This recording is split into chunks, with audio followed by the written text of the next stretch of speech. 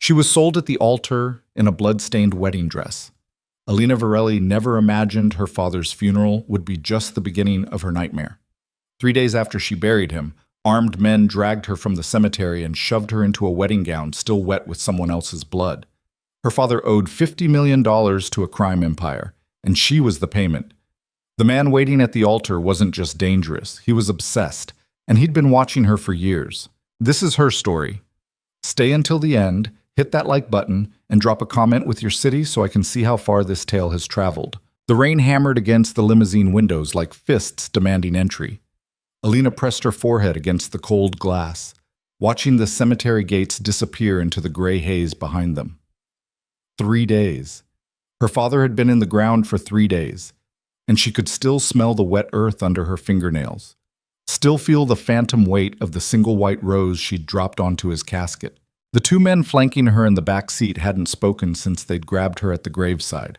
The one on her left had a scar that ran from his ear to his jaw, a pale line that looked surgical. The one on her right kept his hand resting on something metallic beneath his jacket. Neither had told her where they were taking her, neither had needed to. She'd known this moment was coming. Her father had told her, near the end, when the cancer had eaten through his ability to lie. "I'm sorry, Piccola. I made choices. Bad choices." And now she was in the back of a car that smelled like leather and gun oil, wearing a black dress still damp from kneeling in the mud, and the men beside her radiated the kind of silence that preceded violence. The limousine slowed. Through the rain-streaked window, Alina saw iron gates, a long drive lined with skeletal trees, and at the end, a stone building that might have been a chapel once, before someone stripped away anything resembling grace.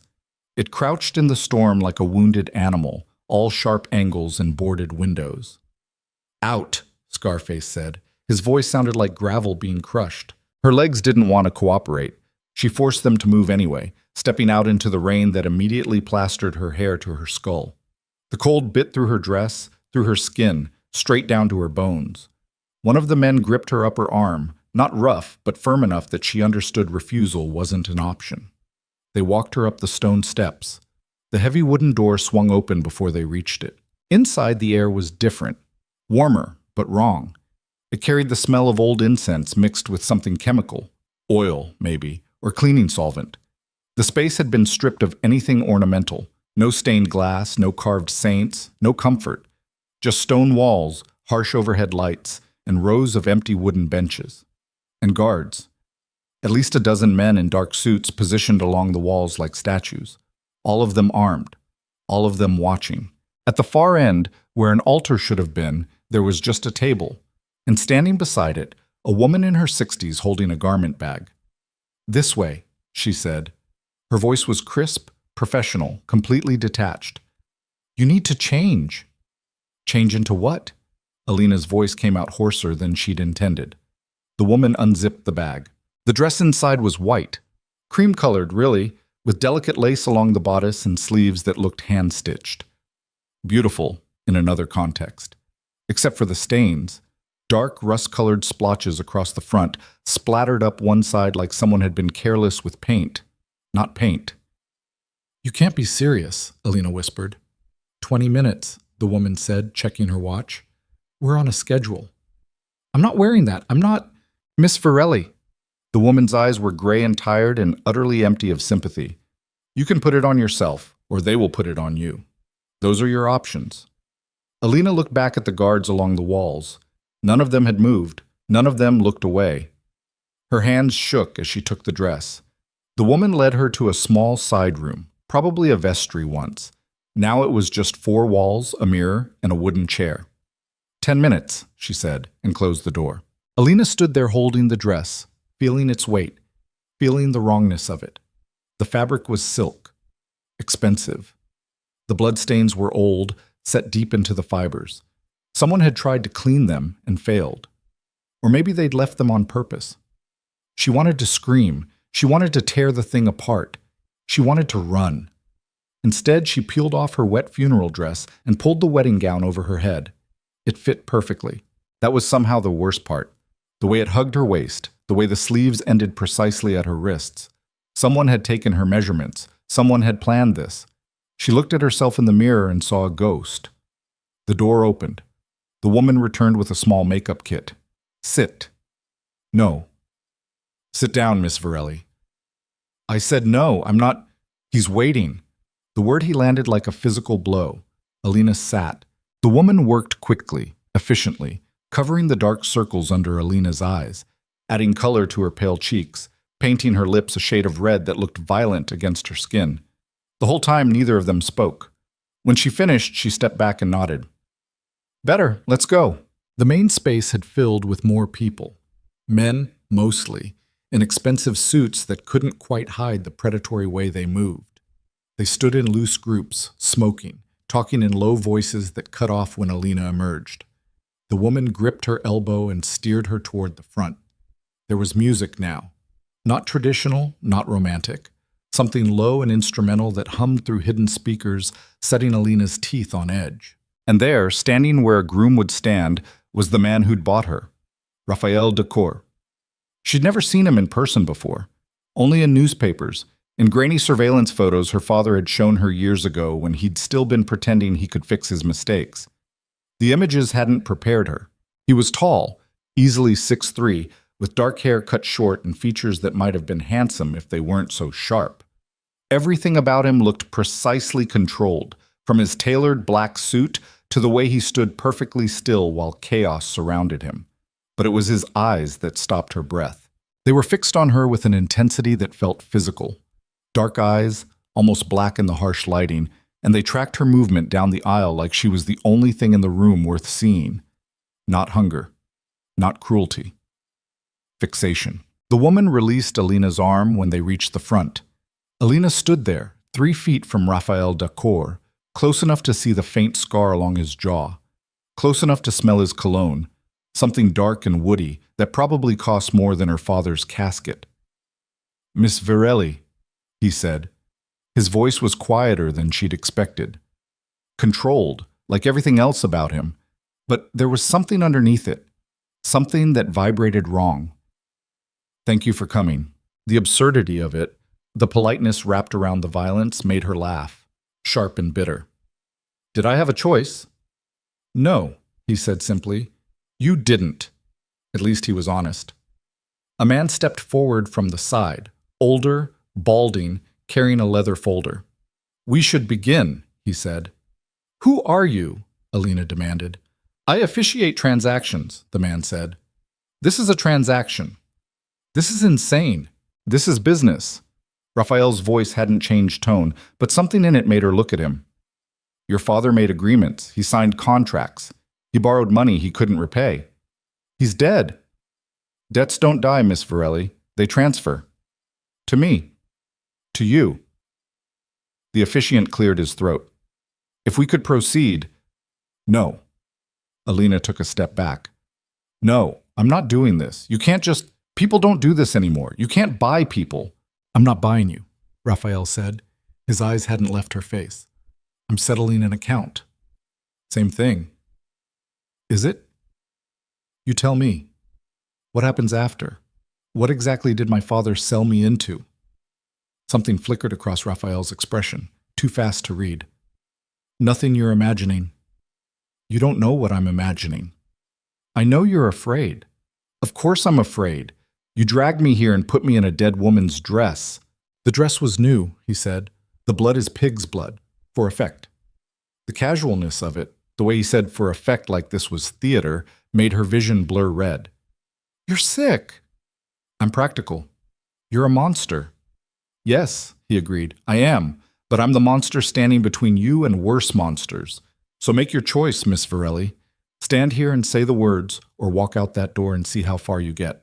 She looked past him, at the guards along the walls, at the men smoking and watching like this was entertainment. She looked at the door. Heavy wood, barred from the inside.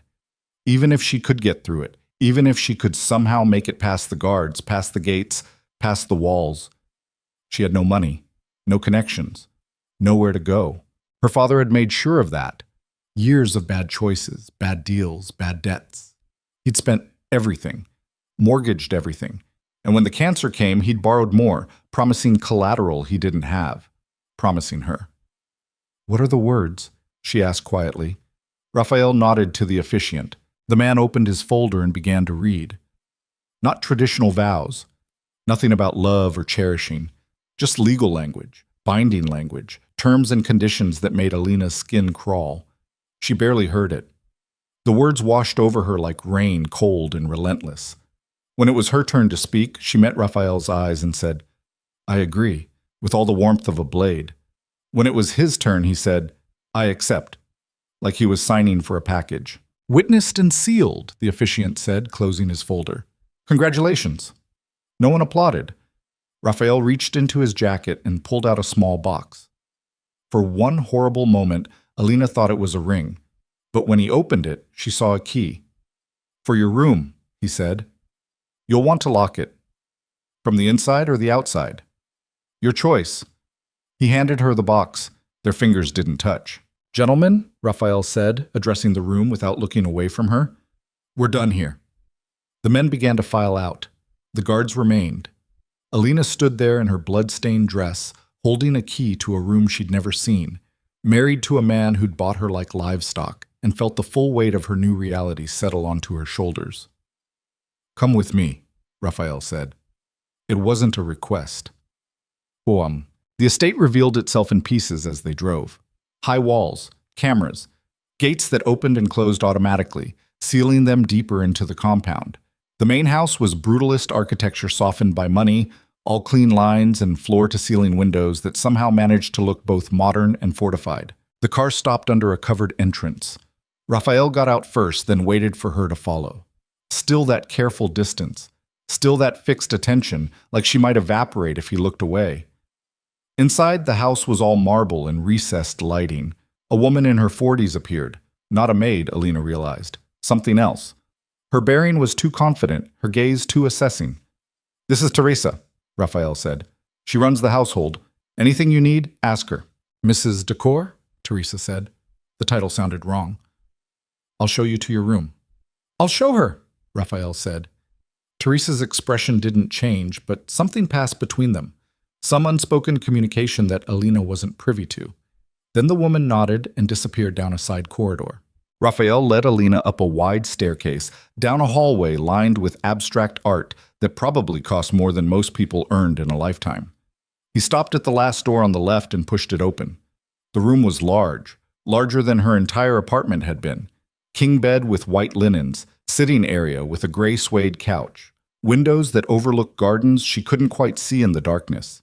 Everything expensive, everything tasteful, everything designed to look like a luxury hotel room. Everything impersonal. "Bathrooms through there," Raphael said, pointing. "Closets stocked. If you need different sizes, tell Teresa." Alina walked to the window. Bars.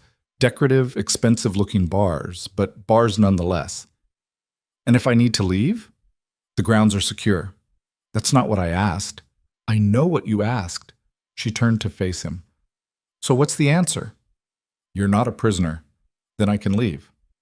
"I didn't say that." "So I am a prisoner." Raphael moved further into the room.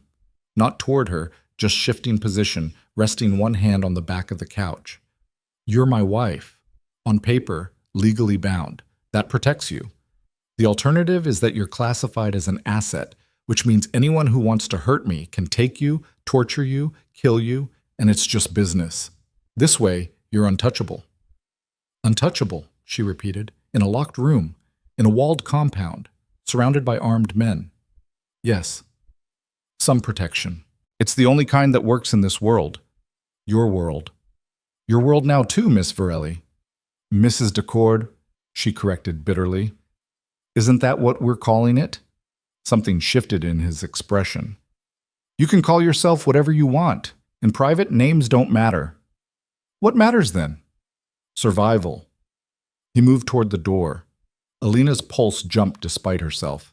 But he stopped at the threshold, one hand on the frame. "The key I gave you works from both sides," he said. "Use it however you want. But understand, there are men in this house who've done things that would give you nightmares. The lock is a courtesy. It's not a guarantee. And you?" The question came out before she could stop it. "What have you done?" Raphael looked at her for a long moment. "Everything," he said finally. "I've done everything." Then he left, pulling the door closed behind him. Alina stood there alone, still wearing the blood-stained dress, still holding the key, and finally let herself shake. She didn't sleep that first night. Couldn't. Every sound made her jump. Footsteps in the hallway, the house settling, the wind against the windows. She'd locked the door immediately, then spent 20 minutes testing it, making sure it actually worked, making sure no one could override it from the outside. At some point near dawn, she peeled off the wedding dress and left it in a heap on the floor. She showered in the massive bathroom, scrubbing her skin until it hurt, trying to wash off the smell of the chapel, the feeling of strange hands guiding her down the aisle. When she finally emerged, wrapped in a towel, she found the closet exactly as Raphael had described. Stocked, not just with basics, but with expensive clothes in her exact size. Dresses, pants, shoes, undergarments, everything she might need, all carefully selected by someone who'd studied her measurements, her style, her preferences. The invasion of it made her want to scream. Instead, she pulled on jeans and a sweater, the most casual thing she could find, and sat on the edge of the bed, staring at nothing. A knock at the door made her flinch. "Mrs. Decor?" Teresa's voice. "I have breakfast for you." "I'm not hungry. I'll leave it outside the door." Alina listened to the sound of footsteps retreating. She waited 5 minutes, then unlocked the door and peered out. A tray sat on the floor. Coffee, fruit, pastries. The coffee smelled real, strong. She grabbed the tray and retreated back inside, locking the door again. The coffee was good. She hated that it was good. She spent the day mapping the room, testing the windows, locked, reinforced glass, definitely not breakable. Examining the furniture for anything useful. The closet held only clothes. The bathroom had toiletries, towels, but nothing sharp, nothing that could be weaponized. Even the shower was designed with smooth edges, tempered glass. Someone had thought this through. Someone had anticipated exactly what she'd look for. That afternoon, Teresa knocked again. "Mr. Diacor would like you to join him for dinner. Tell him I'm not hungry. I'll let him know." 2 hours later, another knock. "Mrs. Decor, Mr. Decor insists. And if I refuse?" A pause. "He said to tell you that you can eat in your room or at the table, your choice, but you will eat." Alina opened the door. Teresa stood there with the same professional expression, giving nothing away. "Where?" Alina asked. "Dining room, ground floor, I'll show you."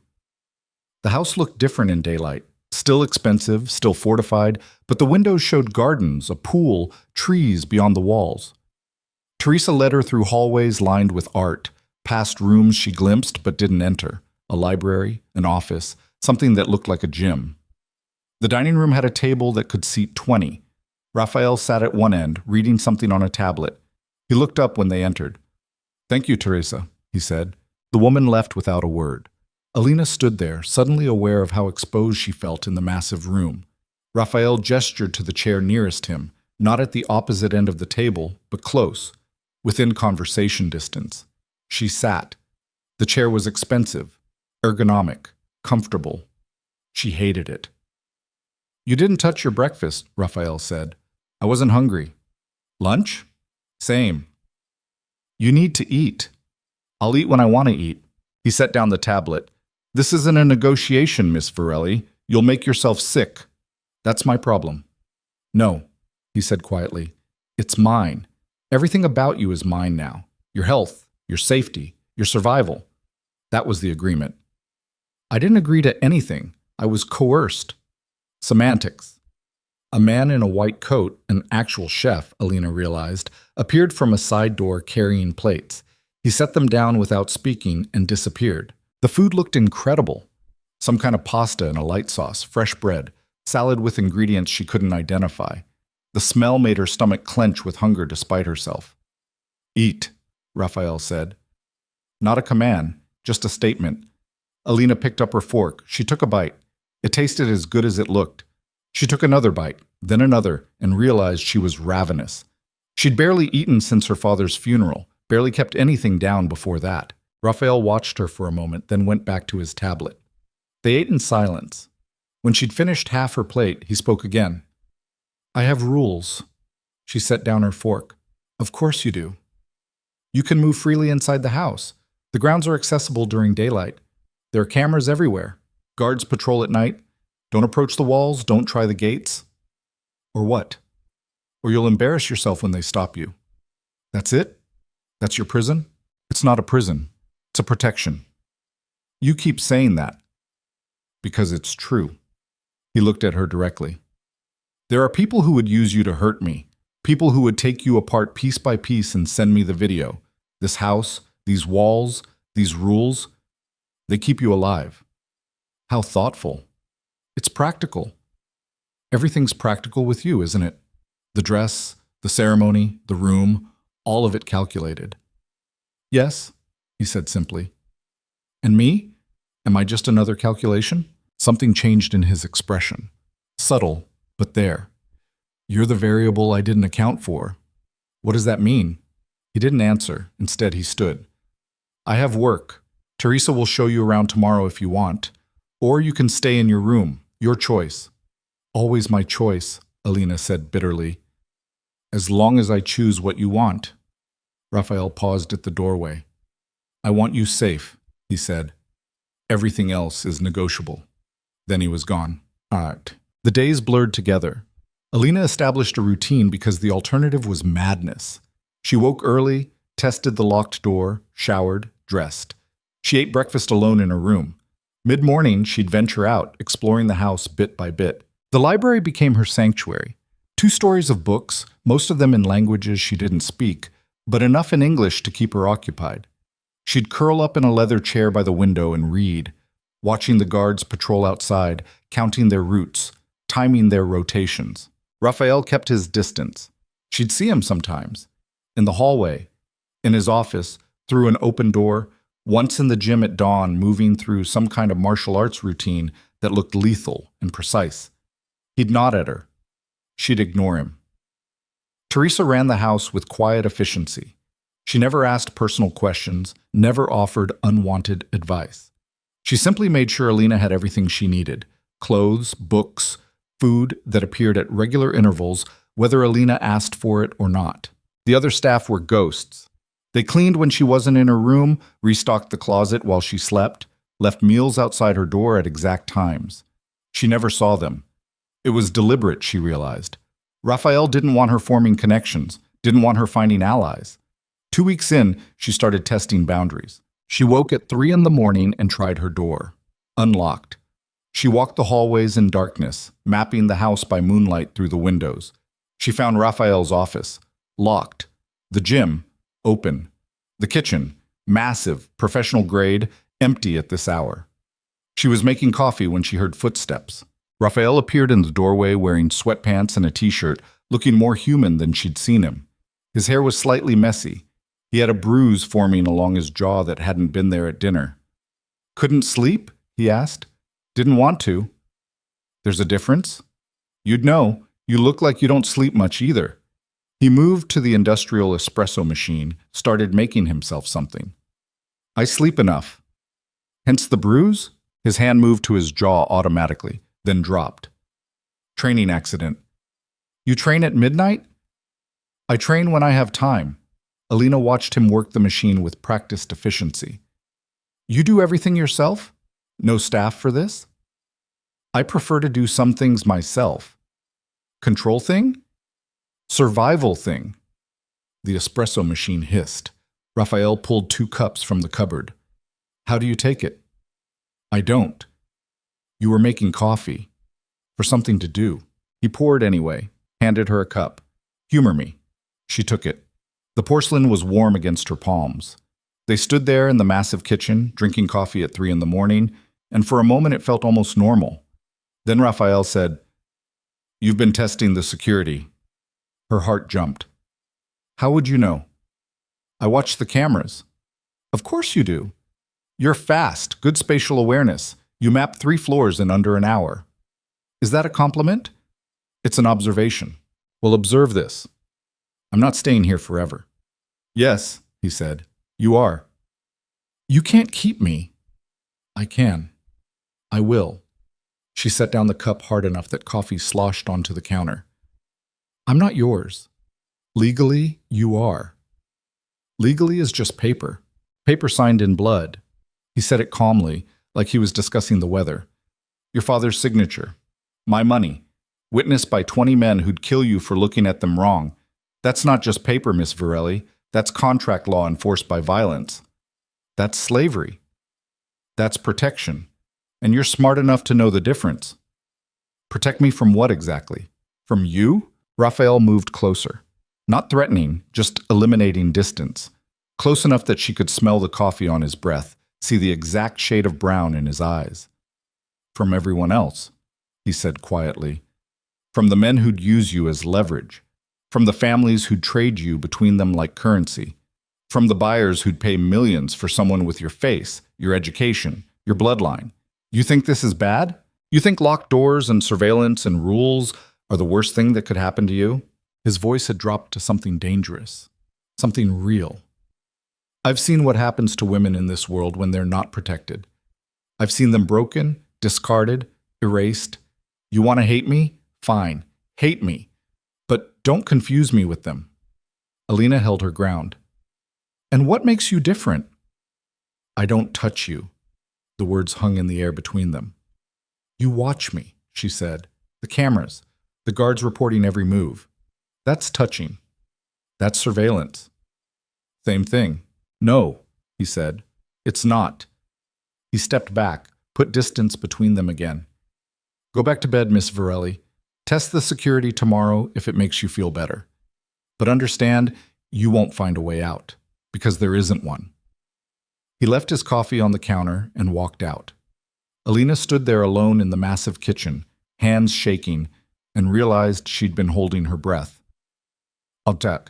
3 weeks in, something changed. The household staff started acknowledging her. Not much.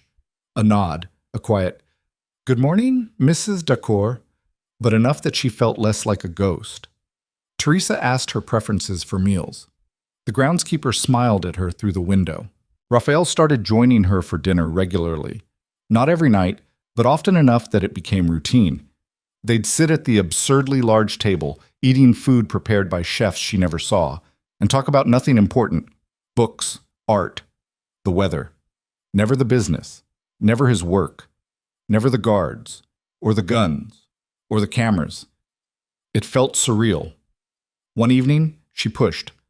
What exactly do you do? Raphael looked up from his plate. You know what I do. I know what my father said you did. Import, export, distribution. Very vague, very careful. It's better if we keep it vague. Better for who? For you. I'm already neck deep in this. Might as well know what I'm neck deep in. He set down his fork. I move things. Money, goods, information. I broker deals between people who can't deal openly. I solve problems that can't be solved legally. You're a criminal. I'm a facilitator. That's the same thing. In this world, morality is geography. What's illegal here is standard practice there. I operate in the spaces between. And the violence? She pressed. The guards, the guns, the men who look like they've killed people? They have killed people. The casual admission made her stomach turn. And you? Raphael met her eyes. Yes. How many? Does it matter? It matters to me. He leaned back in his chair. Enough that I stopped counting. Few enough that I remember their faces. The honesty of it shocked her. She'd expected deflection, justification, lies. Not this brutal self-awareness. You don't even try to defend it, she said. Would you believe me if I did? No. Then why waste the words? They finished dinner in silence. But something had shifted. Some wall had cracked. Not collapsed, just cracked. Enough to let light through. That night, Alina didn't lock her door. Morning came with shouting. Alina woke to the sound of raised voices, running footsteps, doors slamming. She grabbed a robe and yanked open her door to find Teresa in the hallway, looking genuinely rattled for the first time. What's happening? Stay in your room, Teresa said. Like hell. What's going on? More shouts from downstairs. Male voices, angry, overlapping. Something crashed. Teresa grabbed Alina's arm. Please, go back inside. Lock the door. But Alina was already moving, already running toward the stairs, driven by something she didn't understand. She hit the landing and saw chaos below. Guards everywhere, someone being dragged, blood on the marble floor, and Raphael in the center of it all, perfectly still, perfectly controlled, with murder in his eyes. The person being dragged was young, maybe 17, scrawny, terrified. He was bleeding from his nose, his shirt torn, hands zip-tied behind his back. "Please," the kid was saying. "Please, I didn't know. I swear I didn't know." Raphael crouched down to his level. "You stole from my warehouse. I was hungry. I just needed—" "You stole from me. Please." Raphael's hand moved. Alina saw the gun. She didn't think. She ran. "Stop!" Every head turned. Raphael looked up at her, still crouched, still holding the gun, and something flickered across his face too fast to read. "Miss Varelli," he said carefully, "go back upstairs." "Let him go." "This doesn't concern you.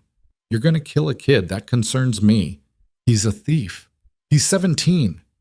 He's a liability." Raphael stood, keeping the gun trained down. "He broke into a secured facility, stole product worth $50,000. That's not hunger. That's bold enough to be a message." "Or it's desperation," Alina said. She was at the bottom of the stairs now, close enough to see the kid's face, the fear in his eyes. "Look at him. He's not a message. He's just scared. Scared people do stupid things. So do powerful ones." The room went silent. You could have heard a pin drop. Alina was aware of every guard watching, every weapon ready, every outcome that ended with her on the floor instead of the kid. But she held Raphael's stare. "If you kill him," she said quietly, "you prove you're exactly what everyone says you are, a monster who solves everything with violence. If you let him go, you prove you're something else." "What would I be proving?" "That you're human." Raphael looked at her for a long moment, then at the kid, then back at her. "You vouch for him?" "I don't even know him." "Then why?" "Because mercy shouldn't require knowing someone." Something in Raphael's expression shifted. Not softened, nothing about him softened, but changed. He lowered the gun, nodded to the guards. "Get him medical attention, feed him, then escort him to the gates and make sure he understands. He doesn't come back, ever. If I see him again, Miss Varelli's mercy won't mean shit." The guards hauled the kid up. He was crying, saying thank you over and over. They dragged him away. Raphael turned to Alina. "My office. Now." His office was wood and leather and windows overlooking the grounds. Raphael closed the door, locked it, and turned on her. "Don't ever do that again." "Do what? Stop you from murdering a teenager?" "Undermine me in front of my men." "You're men. You want to talk about property, about control? You literally bought me and you're upset I spoke up? You don't understand what you did." "I understand perfectly. I made you look weak." "You made me look merciful," he corrected. "That's worse." "Why?" "Because mercy is how you die in this world." His voice had risen, actual emotion breaking through the control. "Every man in that room saw me hesitate, saw me back down, saw me choose your word over my authority. You think that doesn't have consequences? So what? You kill people to maintain your reputation? I kill people to stay alive. To keep everyone under this roof alive. You, Teresa, the guards, the staff. All of it depends on people being afraid of me. Fear is the only currency that matters." "That's not true." "It's the only truth I've ever known." They stood there, both breathing hard, the air between them electric with something dangerous. "Why did you listen to me?" Alina asked finally. Raphael looked at her like she'd stabbed him. "Because I can't not." "What does that mean?" "It means you're the only person in 10 years who's looked at me and seen something other than a weapon. And I don't know what to do with that." The confession hung there, raw and real. "Raphael, get out," he said quietly. "Before I do something we'll both regret." Alina left, but as she reached the door, she looked back. He was standing at the window, shoulders tight, one hand pressed against the glass like he was trying to keep the world out, or himself in. She went back to her room and didn't lock the door. The next morning, the kid was gone. Alina asked Teresa where they'd taken him. Teresa just shook her head and said, "He's alive. That's more than most get." It wasn't an answer. It was a warning. Raphael didn't appear for breakfast, didn't show for lunch. When evening came and his chair at the dining table remained empty, Alina felt something twist in her chest that she refused to name. She ate alone, pushing food around her plate, listening to the silence of the massive house. Through the windows, she could see guards patrolling, more than usual, their movements sharper, their weapons visible in a way they hadn't been before. Teresa appeared as Alina was finishing. Mr. Dacour requests you don't leave your room tonight. Requests or demands? Does it matter? Alina set down her fork. What's happening? Nothing that concerns you. Everything that happens in this house concerns me now. Or did you forget I'm legally bound to it? Teresa's professional mask slipped for just a moment. Something that might have been sympathy crossed her face. There are men coming tonight, business associates, the kind who don't respect boundaries. Mr. Dacour wants you out of sight. Why? Because some of them heard about yesterday, about the thief, about you. The words landed like ice water. What did they hear? That Raphael Dacour showed mercy because a woman asked him to, that he's going soft, that maybe he's not the man they thought he was. That's ridiculous. That's dangerous. Teresa moved closer, lowering her voice. In this world, perception is reality. If they think he's weak, they'll test him, and the easiest way to test him is through you. Alina's pulse kicked up. What does that mean? It means stay in your room, lock the door, don't come out until morning. And if I don't, then you'll learn exactly what kind of men run this world, and you won't like it. So, Alina went to her room. She locked the door. But she didn't stay there. The house had a security system. She'd noticed the panels, the cameras, the sensors, but it also had blind spots. The library had windows that faced the gardens, angles the cameras couldn't quite cover. If she was careful, if she timed it right, she waited until full dark, changed into black jeans, a dark sweater, soft-soled shoes that wouldn't echo on the marble. She'd spent weeks mapping this house, memorizing routines, counting guard rotations. Now she put it to use. The hallway was empty. She moved quickly, keeping to the shadows, avoiding the cameras she knew were there. Down the back stairs, through the servants' corridor she'd discovered 2 weeks ago. Into the library, through the side door that didn't quite latch properly. The library was dark, except for moonlight through the tall windows. Alina moved to the corner where the surveillance angles couldn't reach and positioned herself behind a bookshelf with a sightline to the front drive. 20 minutes later, the cars arrived. 4 of them.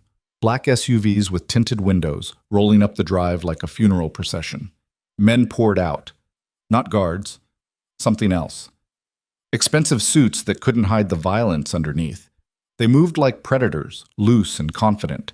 The kind of men who'd never been afraid of anything in their lives. Raphael met them at the door.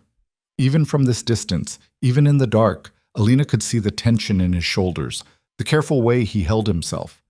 This wasn't like the dinner conversations they'd shared. This was Raphael Dacour in full armor, every inch the warlord. They went inside. Alina waited, counted to 100. Then she moved. The library had a ventilation grate that connected to the central system. If you knew where to stand, you could hear voices from the main floor. She'd discovered it by accident her first week, listening to Teresa on the phone. Now she pressed her ear to it and caught fragments of conversation. Reputation on the line here. Just business, Raphael. Heard you went soft. Prove it. Then Raphael's voice, cold as a blade. I don't prove anything to anyone. A laugh. Multiple voices joining in. Not friendly. Mocking. That's not what we heard. Heard you let some street rat walk because your pretty little wife asked nicely. Silence. The kind that precedes violence. My wife, Raphael said, each word precise, is not your concern. Oh, she's everyone's concern now. You parade her around, marry her public, make her part of the business. She's fair game. Touch her and I'll put you in the ground. More laughter. See? Soft.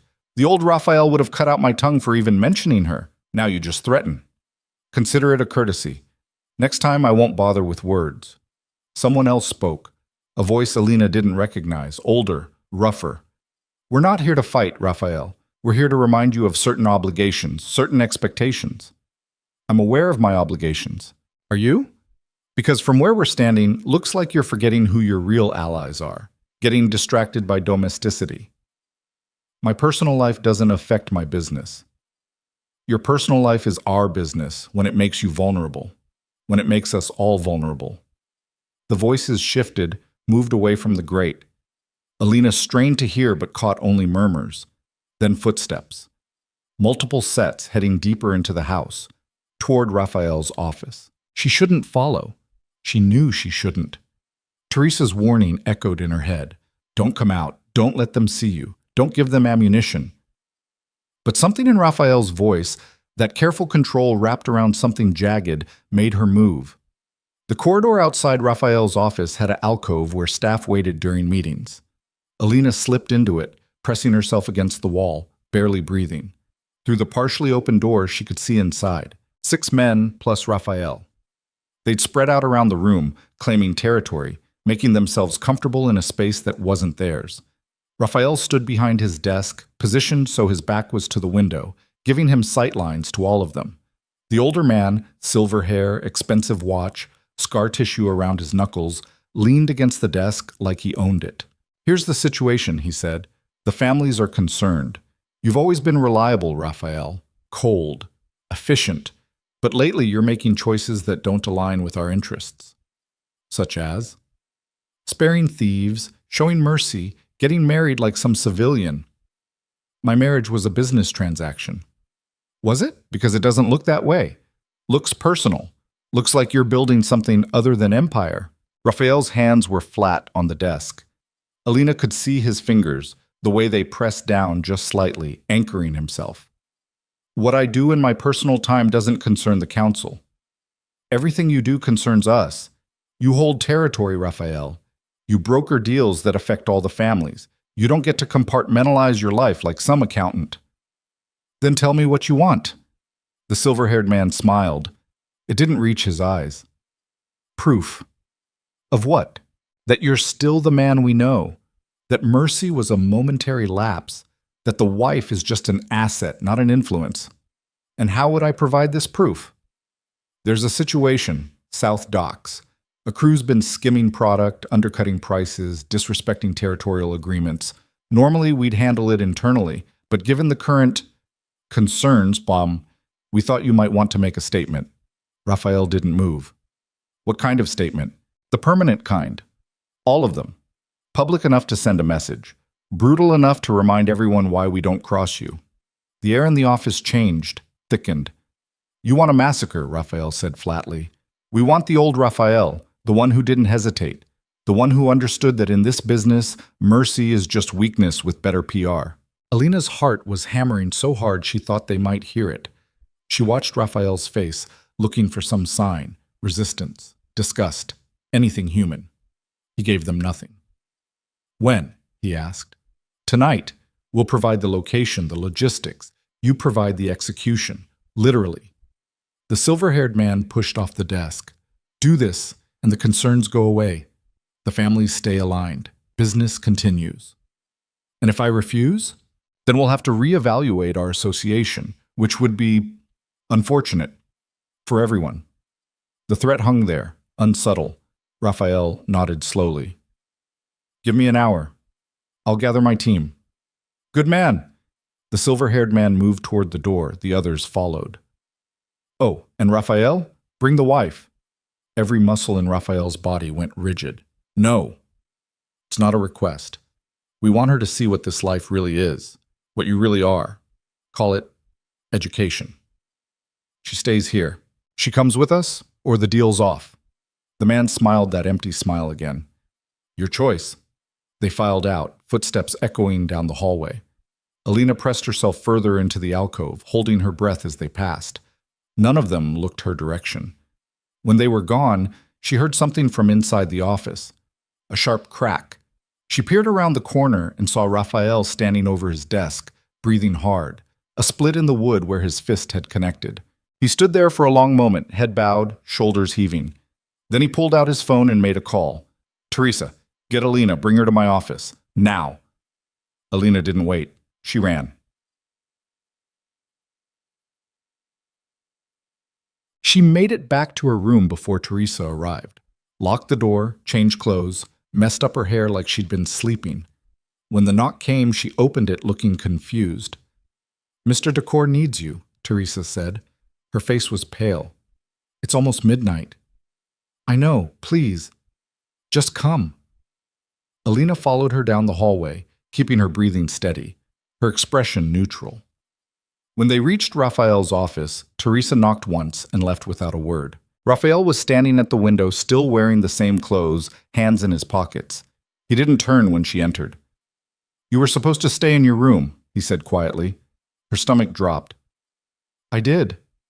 "Don't lie to me, Alina. There's a camera in the library. Blind spot by the window. I know about it. I put it there. But the side door? That has a sensor." "Fuck."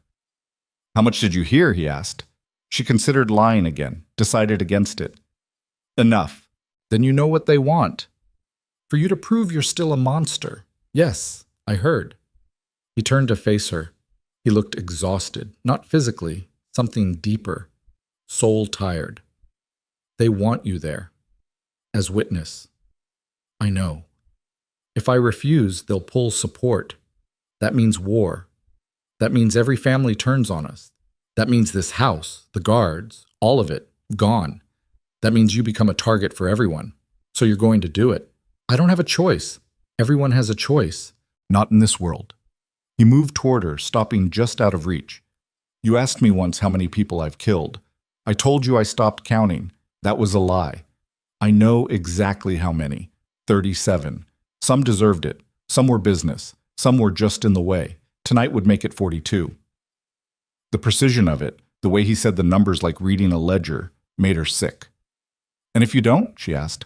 "Then I'm weak. And weak doesn't survive. Not me, not you, not anyone under this roof. So I'm supposed to watch you murder 5 people to save your reputation?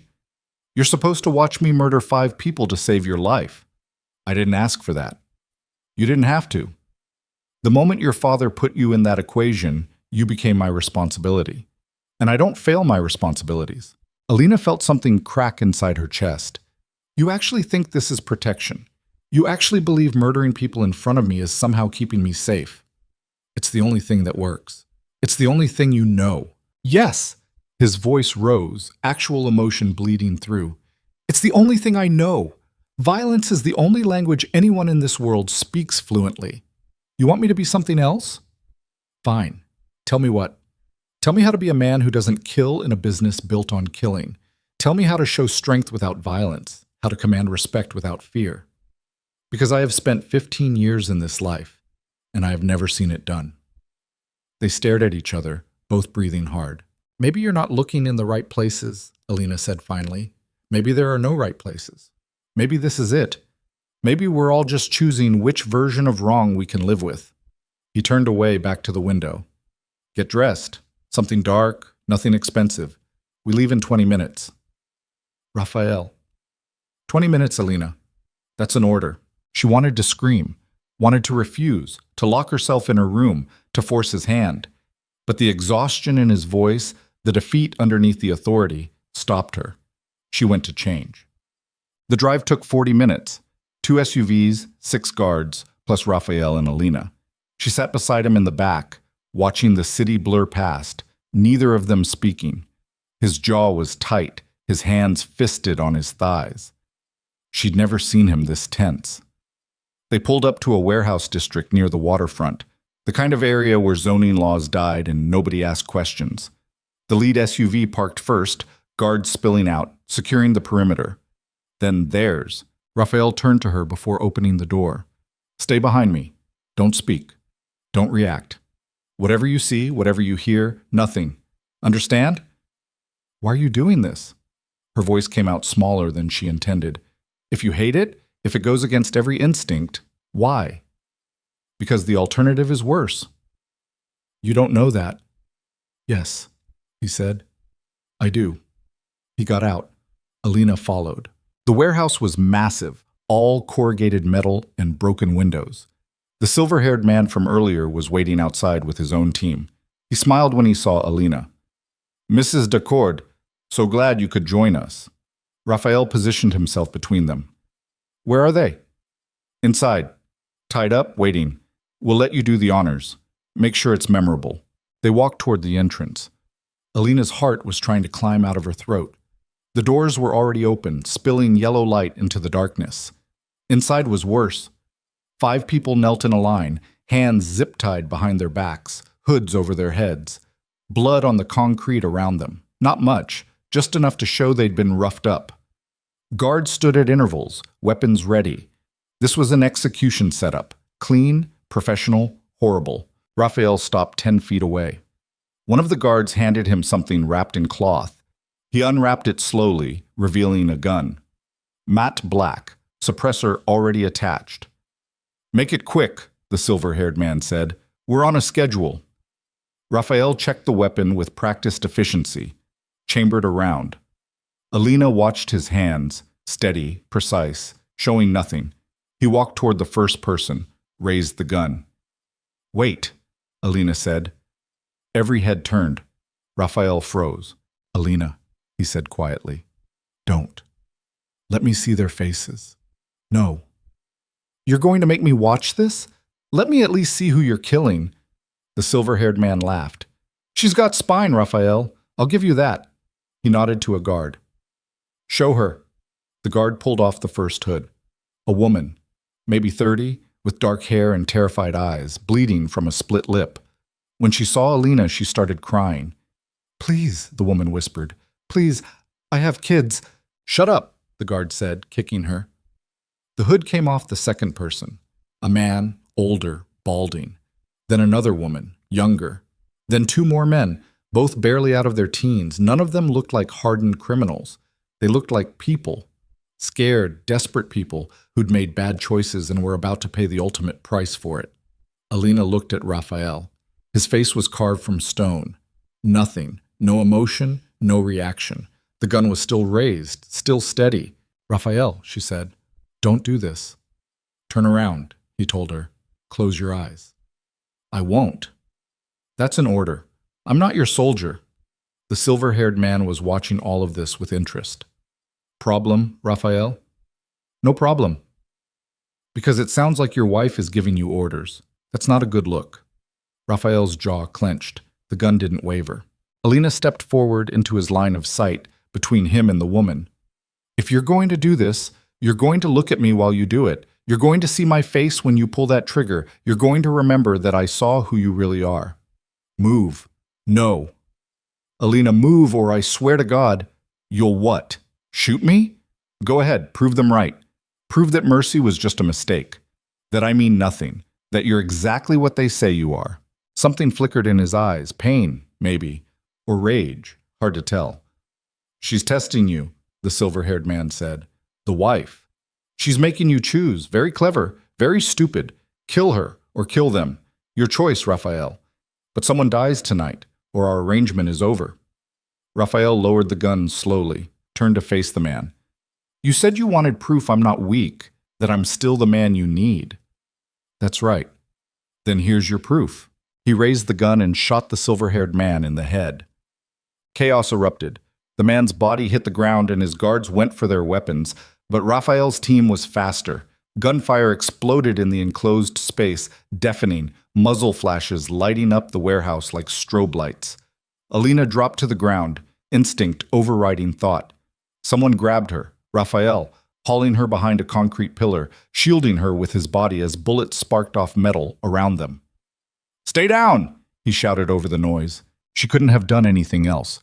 Her ears were ringing, her heart trying to explode, every nerve screaming. Raphael leaned around the pillar and fired 3 times, precise shots that dropped 2 men. His team was advancing, professional, coordinated. The other guards didn't stand a chance. 15 seconds. That's how long it took.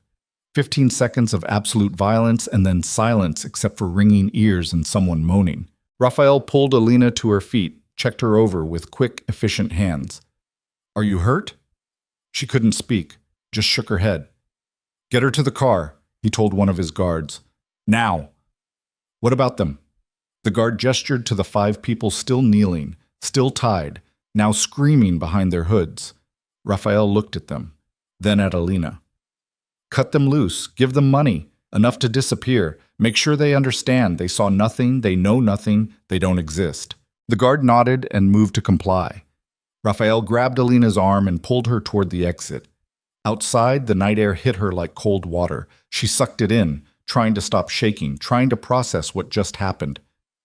"Get in the car," Raphael said. "You killed him. You just—" Get in the fucking car, Alina. She got in. Raphael slid in beside her. The driver peeled out before the door even closed, tires screaming, racing away from the warehouse. They drove in silence for 5 minutes. Then Raphael pulled out his phone and made a call. It's done. Dominic Salazar is dead. Yes, I'm aware of the implications. No, it wasn't the plan. Plans changed. Because he forced my hand. Listen to me very carefully. He brought my wife to an execution and tried to make me choose between my authority and her life. That's not business.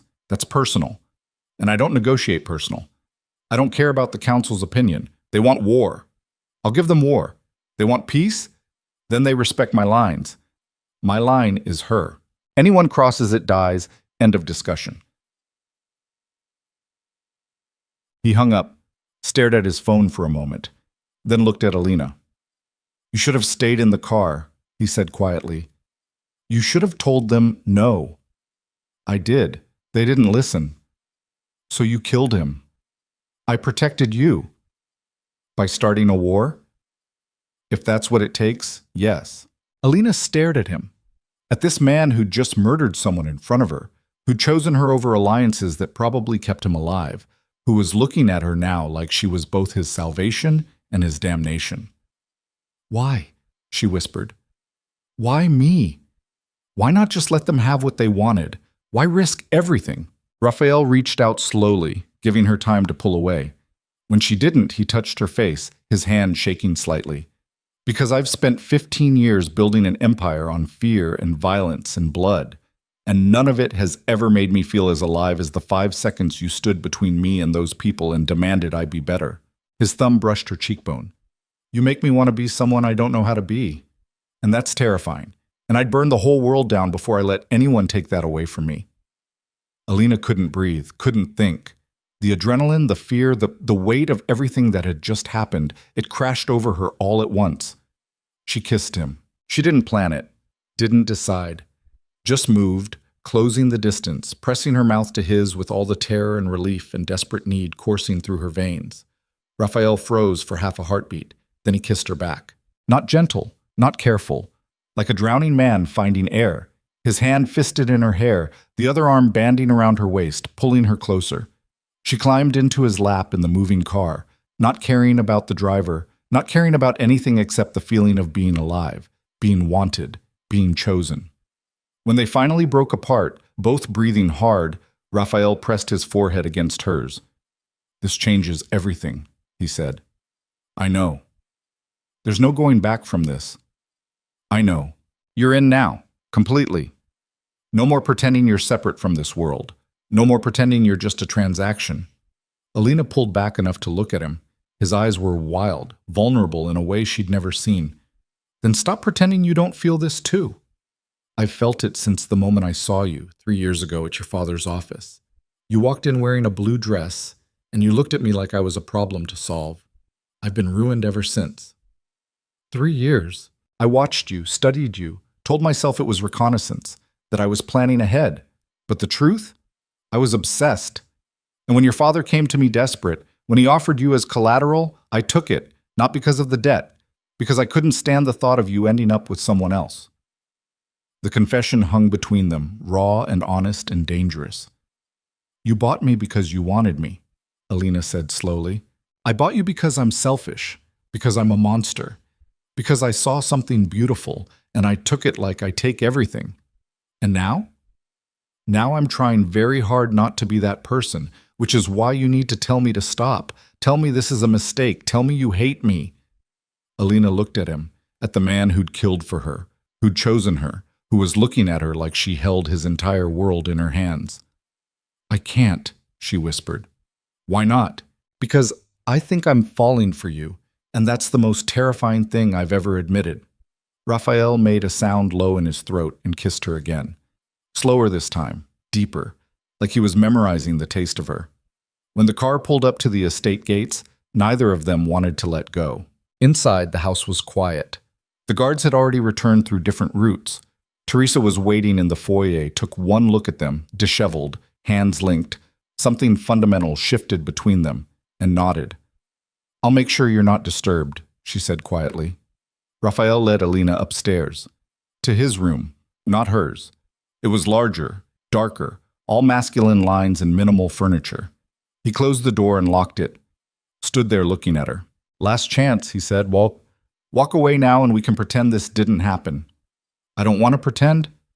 Alina, I spent 3 weeks in this house being afraid of you, of what you represent, what you're capable of.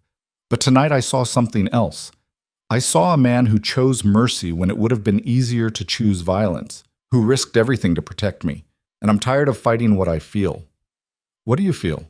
She crossed the space between them, put her hands on his chest, felt his heart hammering beneath her palms. Like I'm exactly where I'm supposed to be. Even if it's insane, even if it's dangerous, even if everyone would tell me to run. Raphael covered her hands with his. I can't promise you normal. I can't promise you safe. Everything I touch turns to violence eventually. Then I'll just have to be stronger than the violence. You already are. He kissed her again, and this time there was no hesitation, no doubt. Just need and want, and the desperate knowledge that they'd crossed a line neither of them could uncross. They fell into his bed still half-dressed, urgent and clumsy and real. Raphael's hands shook as he touched her, like she was breakable, like she was precious. Alina had never felt more powerful. Afterward, they lay tangled together in the dark, skin against skin, heartbeats slowing to sync. Raphael traced patterns on her shoulder, his touch almost reverent.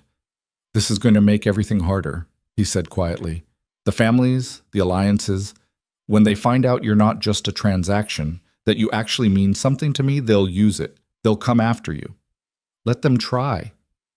I'm serious. So am I.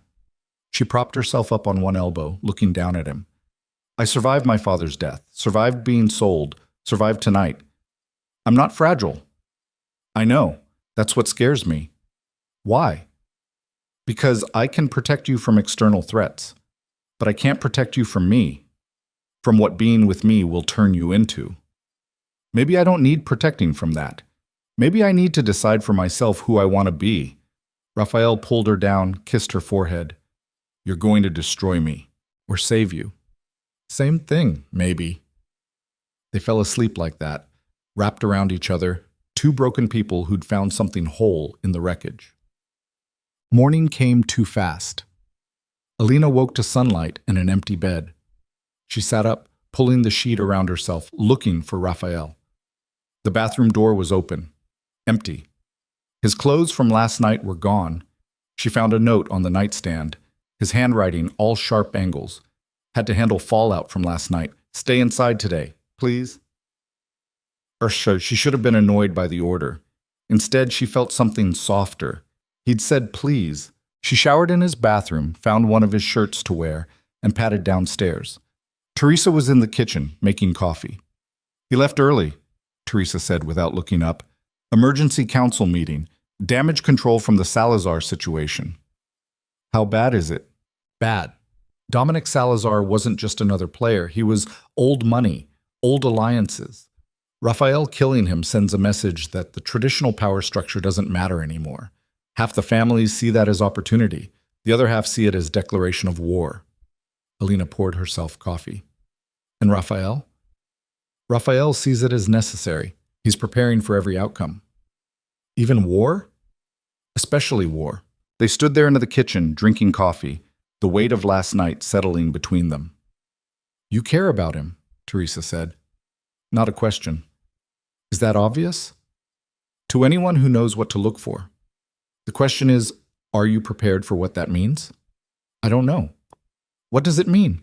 Teresa turned to face her. For the first time, the professional mask fell away completely. It means you become a target. It means everything Raphael's enemies can't do to him directly, they'll do to you.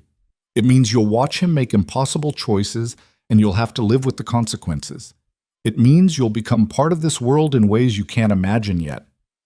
You sound like you're speaking from experience. Something pained crossed Teresa's face. I was married once, to a man in this life. He was good as anyone in this business can be, but his enemies killed him anyway, slowly, made me watch, used me to break him. She set down her cup. I'm not trying to scare you. I'm trying to prepare you. Because once you step fully into this world, there's no stepping back out. What if I've already stepped in? Then you'd better learn to fight, because they will come for you, and Raphael can't be everywhere. As if summoned by the conversation, the front gate alert chimed. Teresa checked the security panel, frowned. We're not expecting anyone. Alina moved to the window. A single car at the gate, expensive sedan, no visible weapons. The driver got out, a woman in her 50s, gray suit, carrying a briefcase. Who is she? Alina asked. Teresa's frown deepened. I don't know, but she's alone, which is either very stupid or very dangerous. The intercom buzzed. Teresa answered. State your business. My name is Veronica Chen. The woman's voice was calm, professional. I'm an attorney representing the Salazar family. I have a message for Mrs. Decord. Alina and Teresa exchanged glances. Mrs. Decord doesn't take meetings, Teresa said. She'll want to take this one. Tell her it's about her father. Alina's blood went cold. Let her in. Alina, let her in. Teresa hesitated, then pressed the button. The gate opened. The woman drove up, parked, walked to the door like she'd been invited for tea. Teresa let her in, positioning guards at every exit. The woman seemed unbothered by the show of force. She set her briefcase on the foyer table and opened it, pulling out a manila folder. Mrs. Decord, she said, extending her hand. Alina didn't take it. You have 2 minutes. I'll need less. The woman opened the folder, pulled out a photograph. Do you recognize this man? Alina looked at the photo. Her breath caught. Her father. But not from recently. This was years ago, maybe a decade. He was standing outside what looked like a warehouse, shaking hands with someone whose face she recognized from last night, Dominic Salazar. What is this? Alina asked, voice tight. Your father and Dominic Salazar were business partners. For 15 years, they ran operations together. Import, export, all of it. Your father was the legitimate front. Dominic was the muscle. They made millions. That's not possible. My father wasn't. Your father was neck deep in this world long before he owed Raphael Decord a dime. The woman pulled out more documents, bank statements, transfer records, correspondence, all of it proving your father's involvement. Alina's hand shook as she looked through the papers. Dates, numbers, signatures that looked like her father's handwriting. Why are you showing me this? Because the $50 million debt your father supposedly owed Raphael? It was a setup. Dominic and your father staged it. They needed a way to get someone inside Raphael's organization, someone he wouldn't suspect, someone he'd trust. The room tilted. Me, you. The woman's expression softened slightly. Your father sold you to Raphael knowing you'd be the perfect spy, knowing Raphael had been watching you, knowing he'd take the deal. You were supposed to get close, gather information, report back. Then when the time was right, you'd help bring Raphael down from the inside. No. Alina shook her head. No, my father wouldn't. He was dying. He was desperate. He was a gambler and a criminal who used his daughter as a final play. I'm sorry. Truly. But you need to know the truth before you get in any deeper. The woman closed the folder, pushed it across the table toward Alina. Dominic's family wants peace. Raphael killed their patriarch, but they understand why. They know Dominic overstepped. They're willing to let it go if Raphael agrees to certain terms. What terms? A meeting. Neutral territory. Raphael and whoever he trusts from his side. The Salazar family representatives, no weapons, no violence, just talk. And if he refuses? Then war. And wars in this world don't end until everyone's dead. The woman picked up her briefcase. Think about it. Show him the folder. The meeting is scheduled for tomorrow night. Location will be sent through secure channels. She moved toward the door, then paused. For what it's worth, Mrs. Decord, I don't think you knew about your father's plan. I think you're genuinely caught in the middle. But be careful. In this world, innocence is just another weapon people use against you. She left. Alina stood there, holding the folder, feeling like the ground had opened beneath her feet. Teresa touched her arm. Alina, I need to see Raphael. He's in meetings all day. He won't be back until now. I need to see him now. Teresa pulled out her phone, made a call, spoke in rapid Italian. When she hung up, she nodded. He's coming, 20 minutes. Alina sat down on the stairs, the folder in her lap, and waited. Her mind was spinning, trying to reconcile the father she'd known, weak, desperate, dying, with the man in these documents, a criminal, a manipulator, someone who'd used his own daughter as collateral in a game she didn't even know she was playing. Had it all been a lie? The cancer, the debt, the desperation? Or had he really been dying and decided to go out with one last con? Either way, she'd been the pawn, the asset, the thing he'd sacrificed, just like she'd accused Raphael of treating her. Except Raphael had never lied about what he was, had never pretended to be anything other than a monster. Her father, the man she'd buried, the man she'd mourned. He'd worn the mask of a victim while planning betrayal. Footsteps. Fast. Urgent. Raphael burst through the door, still in a suit from the meeting, looking like he'd run the whole way. His eyes found her immediately. What happened? Teresa said it was urgent. Alina held up the folder. Raphael took it, flipped it open, scanned the contents. With each page, his expression grew darker. Where did you get this? A lawyer representing the Salazar family. She came here about an hour ago. And you let her in? She said it was about my father. I needed to know. Raphael was still reading, jaw clenched, fingers gripping the papers hard enough to crease them. When he finished, he looked at her. How much of this did you know? The question landed like a physical blow. What? Your father's involvement, the setup. How much did you know? Nothing. I knew nothing. Raphael, I believed he was just desperate, that he'd made mistakes. Did you? She stood up, anger flooding through the shock. Are you seriously asking me if I was in on this? If I'm some kind of plant? I'm asking because I need to know. You need to... She couldn't finish, the betrayal of it, the fact that he could even question her after last night, after everything. Fuck you. Alina, no, fuck you. I just found out my father used me as bait in some elaborate con game, that everything I thought I knew about him was a lie. And your first instinct is to interrogate me? My first instinct is to protect what's mine, and if that means asking hard questions, I'm not yours. I'm not anyone's. I'm a person who's been manipulated by everyone in my life, apparently, including you. I never manipulated you. You bought me. You forced me into marriage. You surrounded me with guards and cameras and rules. How is that not manipulation? Because I was honest about what I was doing. I never lied, never pretended, never hid behind what? Behind dying in debt? At least my father had an excuse. What's yours? Raphael's controls snapped. He slammed the folder down on the table hard enough to make Teresa flinch. My excuse is that I spent 3 years watching you from a distance, knowing I could never have you, knowing you were too good for this world. And when the opportunity came, yeah, I took it. I bought you. I married you. I made you mine in every legal way possible. Because I'm selfish and possessive and completely fucked up when it comes to you. He moved closer, voice dropping. But I never lied. I never pretended to be something I'm not. I showed you exactly who I am, monster, killer, criminal, and I gave you the choice to walk away. You didn't. You stayed. You challenged me, changed me, made me want to be better. So forgive me if I need to know whether the woman I just started a war for is who she says she is. Alina's vision blurred with tears. I don't know who I am anymore. I thought I was someone's daughter.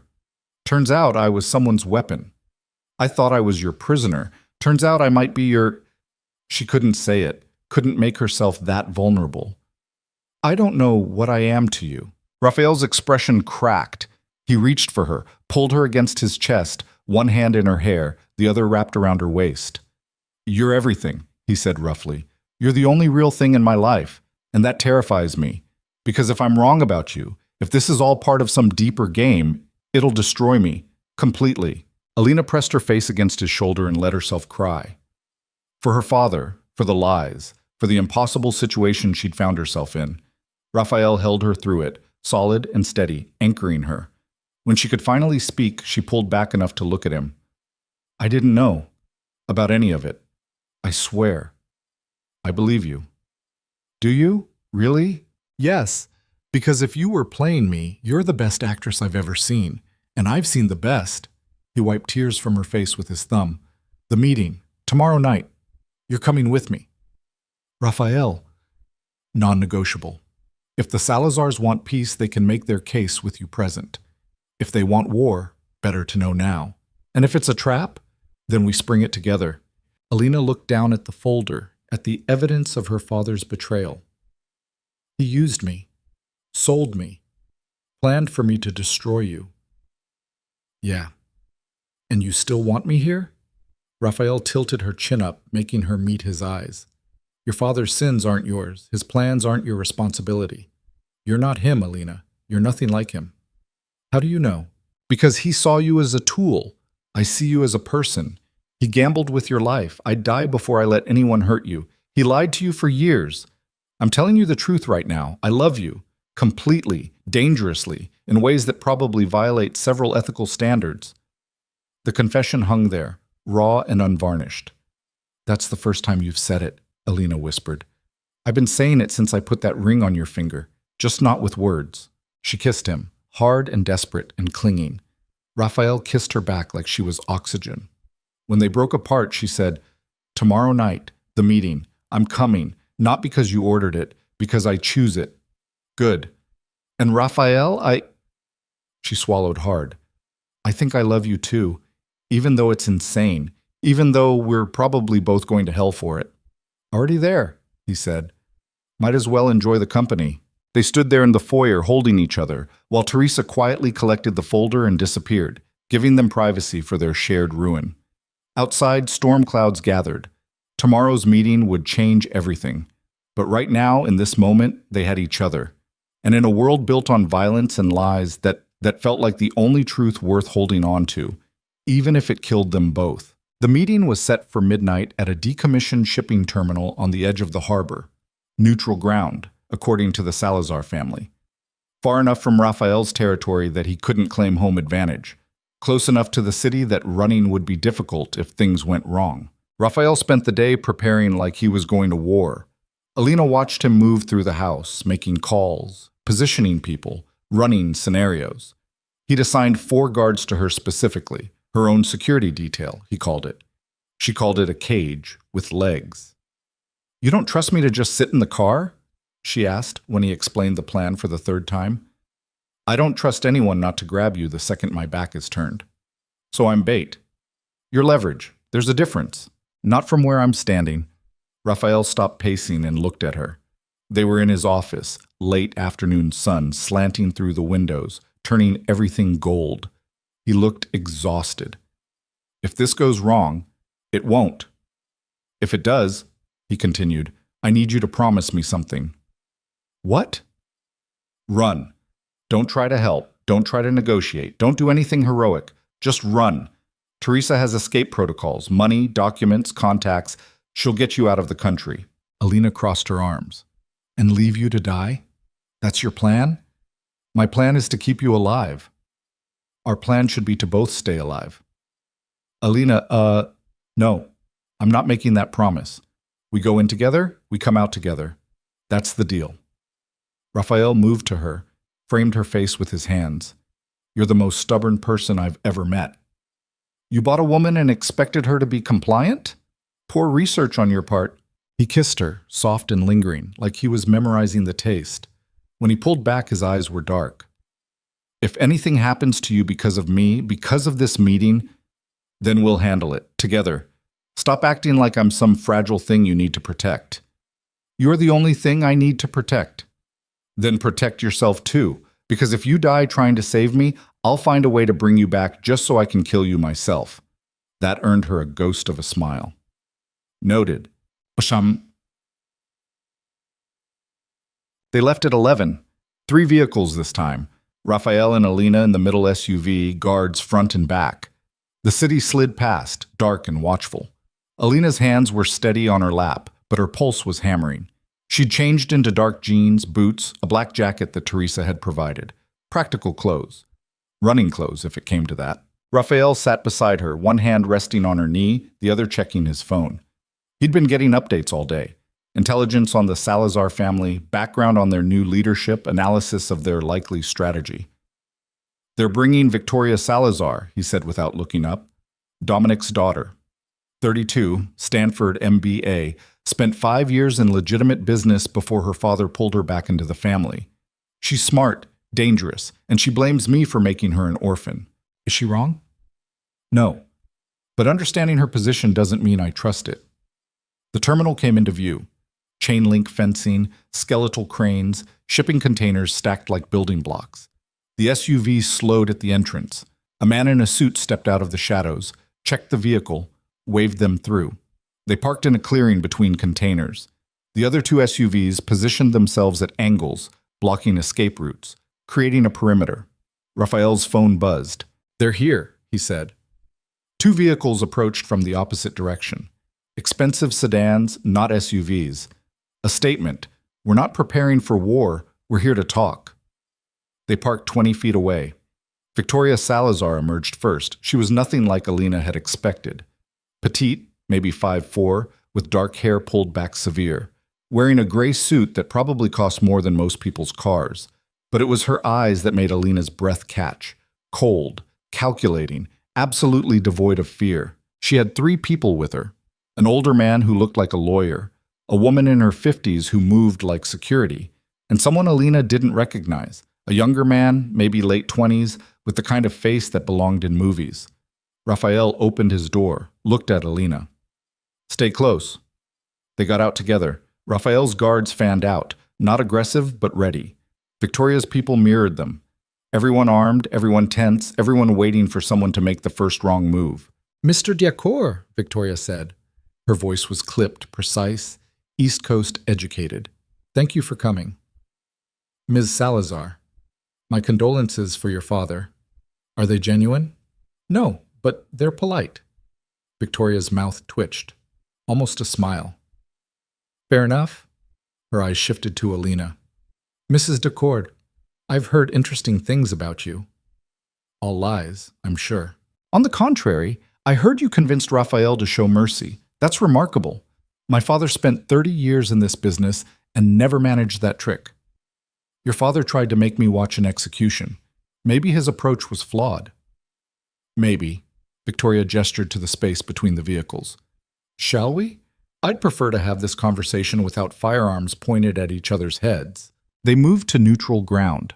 Raphael kept Alina slightly behind him, protective without being obvious. Victoria's people maintained distance, giving them space. "I'll be direct," Victoria said. "My father overstepped. He brought personal feelings into business, tried to force your hand in ways that violated protocol. For that, I apologize." "Apologies don't bring back the dead," Raphael said. "No, but they can prevent more death. I'm not interested in avenging my father. I'm interested in maintaining the peace and prosperity his death threatens to destroy." Meaning the families are fracturing. Some want war, some want new leadership, some want to carve up territory while everyone's distracted. If we don't present a united front, everything collapses. Raphael's expression didn't change. "And you want me to help you maintain control. I want us to maintain control together. You have the military strength. I have the political connections. We combine our resources, we keep the peace, we both profit." "That's a pretty pitch. What's the catch?" Victoria looked at Alina. "The catch is her." Alina felt Raphael's entire body tense beside her. "Explain," he said, voice dropping to something dangerous. "Your wife is the daughter of Antonio Virelli, my father's business partner for 15 years. A man who helped build half the infrastructure we all depend on. A man who, when he died, left behind significant assets that legally should pass to his heir." "What assets?" "Trade routes, distribution networks, shell companies worth approximately $200 million, assets that are currently in limbo because Antonio died before properly transferring them." Raphael's hand found Alina's, squeezed once. A warning, "Stay quiet." "Those assets revert to the families," Raphael said. "That's standard protocol." They would, except Antonio had a will, a very specific will that names his daughter as sole beneficiary of everything he built, including partnerships with my family. Alina's heart stopped. "What?" Victoria pulled a document from her jacket, unfolded it, held it out. "Signed 6 months before he died. Notarized, witnessed, legally binding. Everything he owned goes to you, Mrs. Decord." Alina took the document with shaking hands. It looked official. Legal letterhead, signatures, dates, her father's handwriting on certain sections, her name repeated throughout. "This isn't possible," she whispered. "He had nothing. He was drowning in debt." "He was drowning in debt to Raphael," Victoria corrected. "Not to everyone else, not to my family. With us, he was profitable. Very profitable. He just hid it well." Raphael took the document from Alina, scanned it quickly, his jaw clenched. "This is forgery." "It's authenticated. I have the original if you'd like to verify." "Why show us this now?"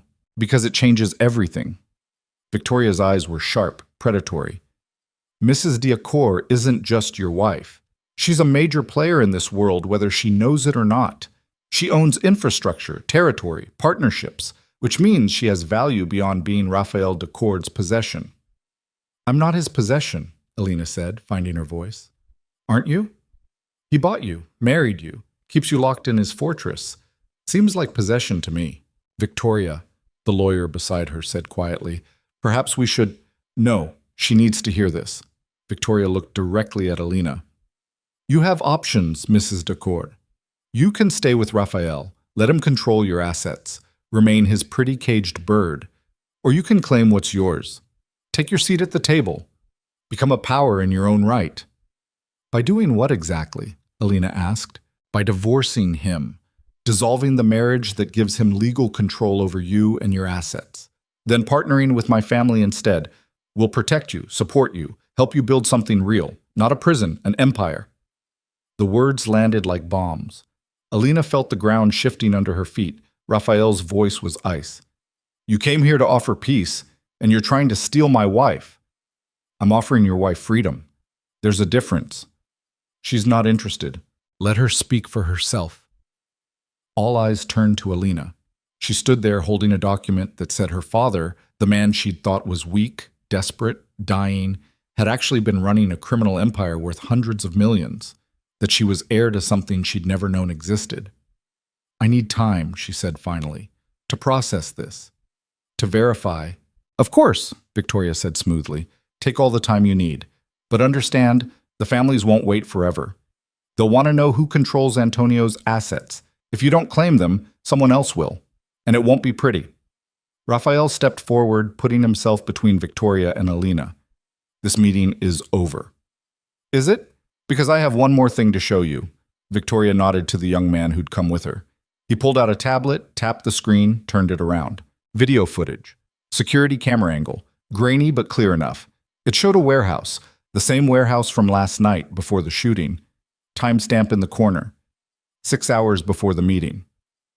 The footage showed Dominic Salazar entering the building, talking to someone off camera, then that someone stepping into view. Raphael. Alina's blood went cold. "This is from yesterday afternoon," Victoria said. 6 hours before you claim my father forced your hand at the execution. 6 hours before the shooting. You met with him, privately. No guards. No witnesses." "That's taken out of context," Raphael said.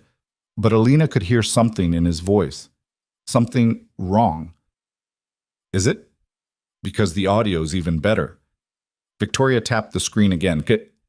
"Can't keep doing this." Dominic's voice agitated. "Then don't. Walk away." Raphael's voice, calm. "You know I can't. The families would never—" "The families do what they're told if you're convincing enough." "And if I'm not?" A pause. Then Raphael. "Then I'll handle it."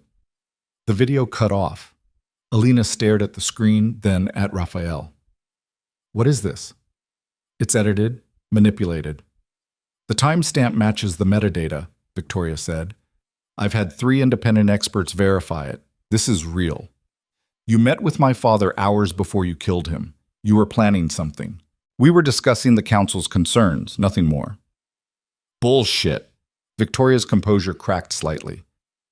"You set him up, made him think you were on his side, then used the execution as an excuse to eliminate him. Also, you could consolidate power and blame it on defending your wife." "That's not what happened." "Then what did happen, Raphael? Because from where I'm standing, you manipulated everyone, including her." Victoria pointed at Alina. "You made her think she was saving those people. Made her think you chose mercy.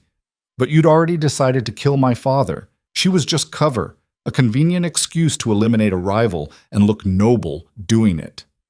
Alina couldn't breathe. She looked at Raphael, at the man she'd fallen for, the man she'd trusted, the man who'd told her he loved her. "Tell me she's lying," Alina said quietly. Raphael's silence was deafening. "Raphael, tell me she's lying." "It's complicated. It's really not. Did you plan to kill Dominic before we got to that warehouse?" "Alina, yes or no?" His jaw clenched. "Yes." The world tilted. Alina took a step back, then another. "You used me. I protected you. You made me think I changed you. You made me think showing mercy mattered. The whole time you'd already decided—" She couldn't finish. The betrayal was choking her. "I couldn't tell you," Raphael said, moving toward her. "If you'd known, you wouldn't have been able to sell it. Everyone had to believe it was spontaneous." "Sell it? Jesus Christ, you're talking about me like I'm part of your con. You were never part of anything. You were— what? Collateral damage? A useful prop? What was I, Raphael? You were the reason I could justify it." His voice rose, actual emotion breaking through. "Dominic was going to die regardless. The families wanted him gone. I wanted him gone. The only question was timing. When he brought you to that warehouse, when he tried to use you against me, I saw an opportunity. Take him out and make it look like I was defending you. 2 problems solved. I'm not a problem to solve. I'm a person." "I know that. Do you? Because it sounds like you used my compassion, my desperate need to believe you were something better than a monster, to cover up a premeditated murder." Victoria watched all of this with calculating eyes. "Mrs. Dacord, my car is right there. You want to leave? I'll take you. Right now. No strings." Raphael's hand moved to his weapon. Every guard on both sides tensed. "Don't," Raphael said quietly. "Don't even think about it." "You going to shoot me in front of witnesses?" Victoria asked. "In front of your wife? That'll really prove you're not the monster she thinks you are." "I'll do whatever it takes to keep her." "Even lock her up? Make her a prisoner for real this time?" "If I have to." Alina looked at him, really looked. Saw the desperation there, the fear, but also the cold calculation. The same calculation that had led him to manipulate her from the start. "You bought me," she said slowly. "Not because of my father's debt. Because you wanted me. Then you kept me close by making me think I was softening you, changing you, when really I was just another asset you were managing." "That's not true." "Isn't it? Every choice you've given me has been designed to keep me exactly where you want me. The room with the key that locks from both sides makes me feel like I have control while keeping me contained. The mercy with the thief makes me think I have influence while you were planning murder all along. Even last night," her voice broke. "Even last night, making love, telling me you love me. Was that real? Or was that just making sure I was too attached to leave when this all came out?" Raphael's expression cracked. "Last night was real. Everything between us is real. How would I know? How would I ever know what's real with you?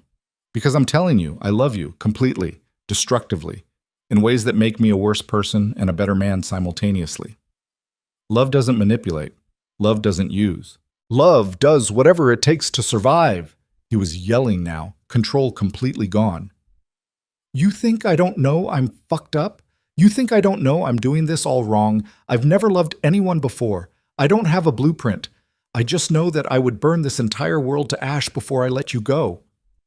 "That's not love," Alina whispered. "That's ownership." The words hit him like a physical blow. He actually stepped back. Victoria's voice cut through the silence. "Mrs. Dacord, the offer stands. My car. Freedom. A chance to be something other than his possession." Alina looked at the car, then at Raphael, then at the document in her hands that said she was worth hundreds of millions, that her father had built an empire she'd never known about, that she had power she'd never claimed. "If I go with you," she said to Victoria, "what's to stop Raphael from just taking me back?" "Nothing, unless you make it impossible for him to do so." "How?" Victoria pulled out another document. "Divorce papers, already drawn up. You sign them. They're filed immediately. The marriage is dissolved. He has no legal claim to you or your assets. You become untouchable." "He'd still come for me." "Maybe, but it would be an act of war against my family. And even Raphael isn't stupid enough to fight everyone at once. Alina looked at Raphael. Is that true? He said nothing, which was answer enough. She took the divorce papers from Victoria, read through them quickly. Standard language, legal termination of the marriage, division of assets. None, since this had all been a transaction anyway.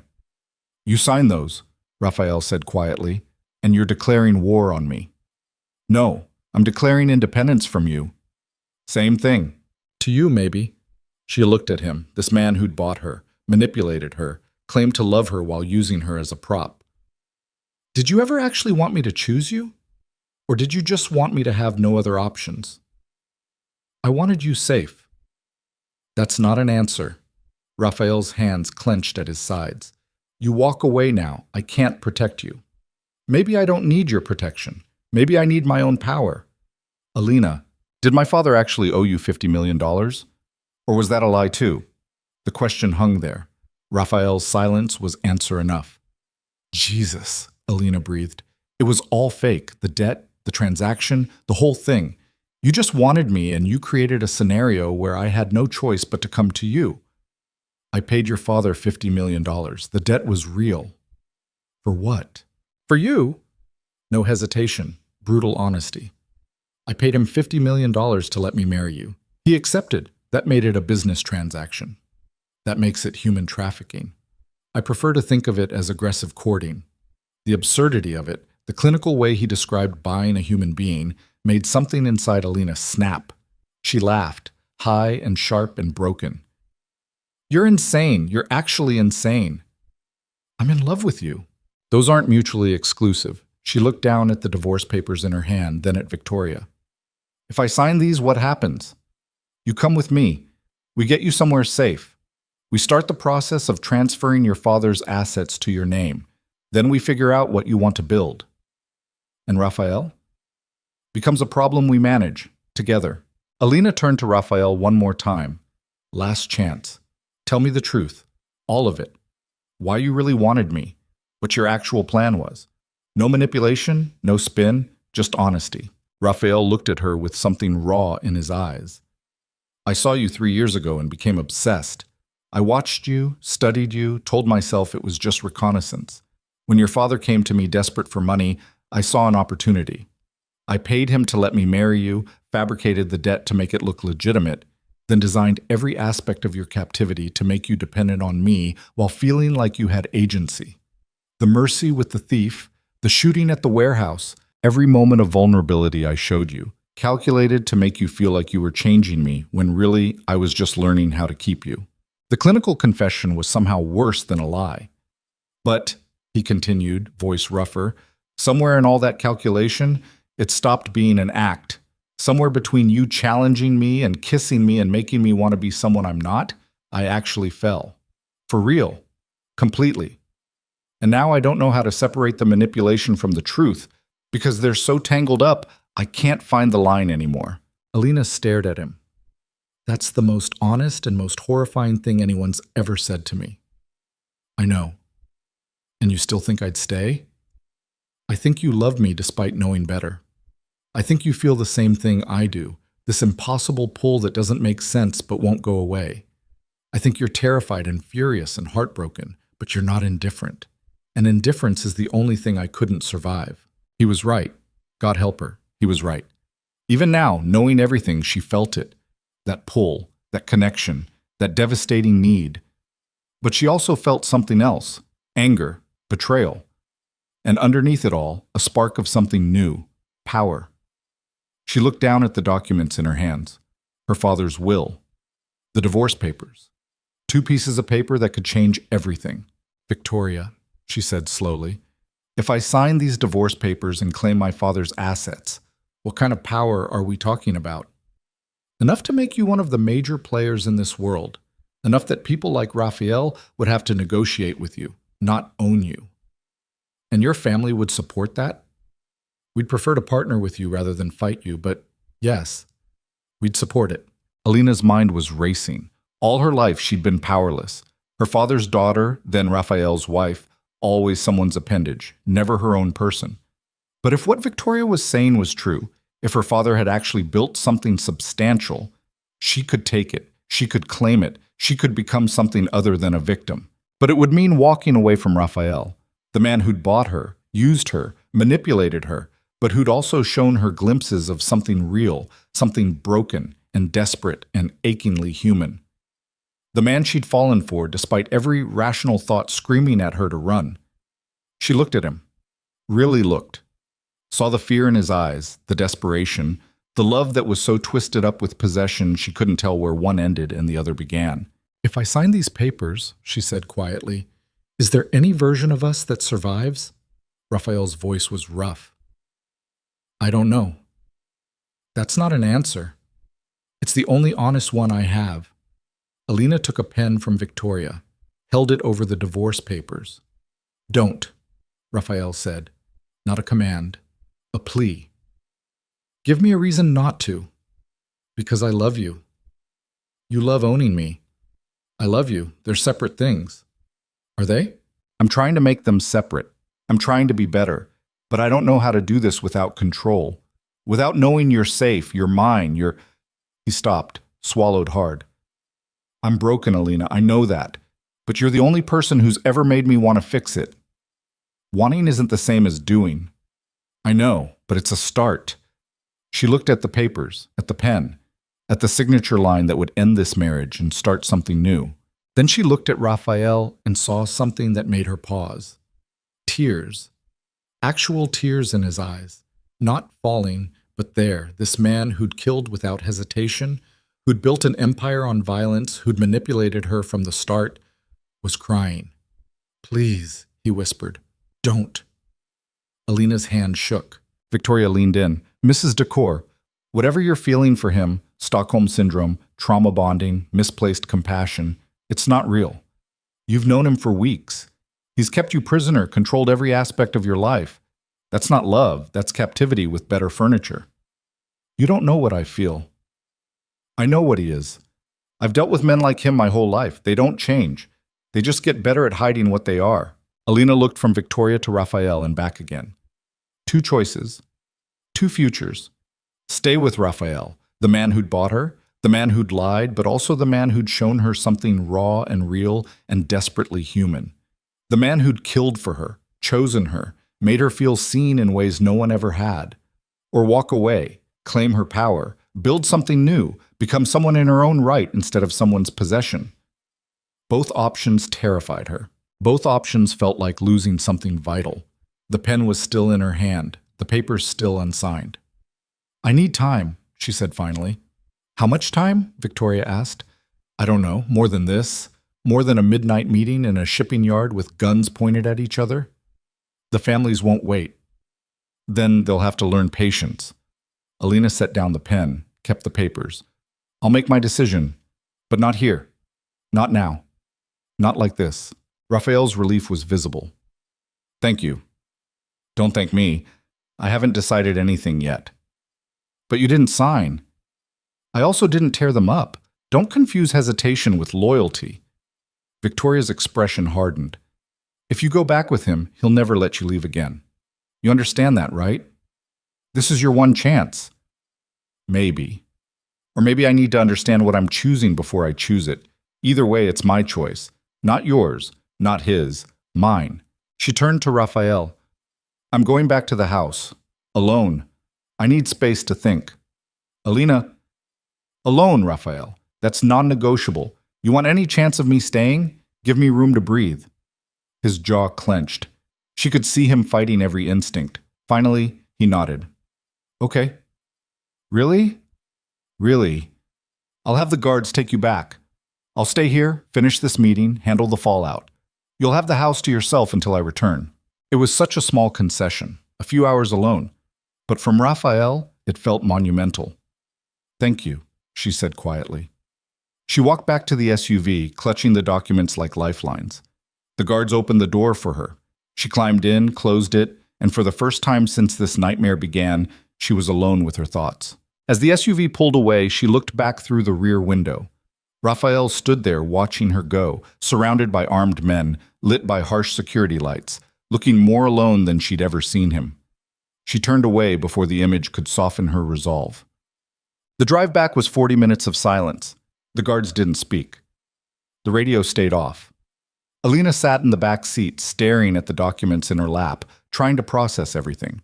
Her father had been a criminal, a successful one. He'd built an empire worth hundreds of millions and hidden it from her entire life. Raphael had bought her, not because of debt, but because he was obsessed. He'd manipulated every aspect of their relationship from the start. And she, despite knowing all of this, despite the betrayal and lies, still felt something for him. Something powerful and destructive and absolutely terrifying. The SUV pulled through the estate gates. Alina looked up at the house, this gilded prison she'd lived in for weeks, mapping exits, counting cameras, planning escape. Now, suddenly, it was hers to command, at least for a few hours.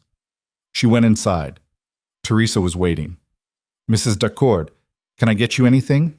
"Information," Alina said.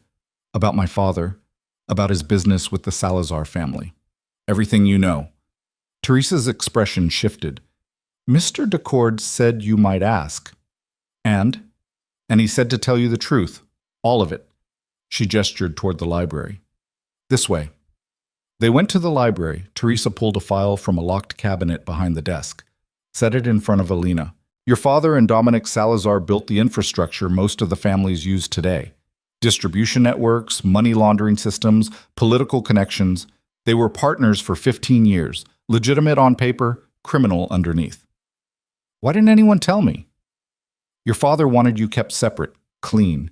He built trust funds in your name, offshore accounts, property holdings, all structured so that if he died, you'd inherit without knowing where it came from. $200 million worth? Closer to 300, actually. Victoria underestimated. Or lied, hard to tell which. Alina opened the file. Financial statements, property deeds, corporate documents, all of it in her name or transferred to her upon her father's death. She'd been a millionaire and hadn't known it. Why didn't Raphael tell me? Teresa hesitated. The truth, Teresa, he said all of it. Because if you knew you had your own money, your own power, you might leave.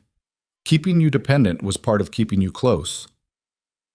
The calculation of it, the cold, precise manipulation. Does he love me? Alina asked quietly. Really? Teresa looked at her with something like pity. I've worked for Raphael for 8 years. I've seen him with dozens of women. Business associates, allies, even a few attempts at relationships. None of them mattered. None of them changed him. Then he brought you here, and suddenly he's questioning orders, showing mercy, breaking protocol. So yes, I think he loves you, but I also think he doesn't know the difference between love and obsession, and that's dangerous. For who, me or him? Both. Alina sat down heavily. She'd come into this house 3 weeks ago as a prisoner. Now she was sitting in the library of her captor, learning she was worth hundreds of millions, holding divorce papers in one hand and her father's legacy in the other. What would you do? She asked Teresa. If you were me? I'd run, far and fast. This world destroys everyone it touches. You're still here. I don't have anywhere else to go. You do. Alina looked at the documents spread across the desk, then at the divorce papers, then at the windows overlooking the grounds where guards patrolled, where cameras watched, where Raphael had built a fortress to keep her safe or keep her contained, or both. She picked up her phone, dialed. Victoria answered on the second ring. Mrs. Dacord, have you made a decision? I need you to send me everything, every document, every piece of evidence about my father's holdings. I want to know exactly what I'm looking at before I decide anything. Of course, I'll have it couriered over within the hour. And Victoria, if I do this, if I sign the papers and claim my assets, what's the first move? We dissolve the marriage, then we call a council meeting.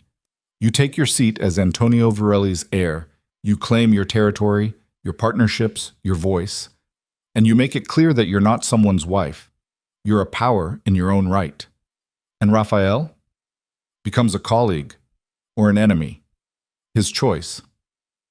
Alina hung up, sat in the silence of the library, surrounded by books and secrets and impossible decisions.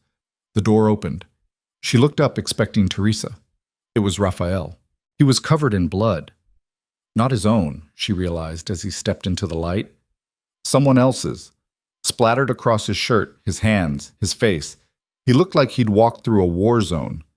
"What happened?" she asked, standing. Victoria's peace offer was a lie. His voice was flat, emotionless. The meeting was a trap. "Soon as you left, her people opened fire. I lost 3 men getting out." "Oh, God." She never wanted peace. She wanted you isolated, vulnerable, and convinced I'm the monster. Then she'd take you, take your assets, and eliminate me. Classic play. Alina's mind raced. The documents she showed me? Probably real. Your father did build an empire, but Victoria's not offering partnership. She's offering a cage that looks like freedom. How do I know you're telling the truth? Raphael pulled out his phone, tapped the screen, tossed it to her. Video footage. The meeting, after she'd left. Victoria's people positioning themselves, weapons ready.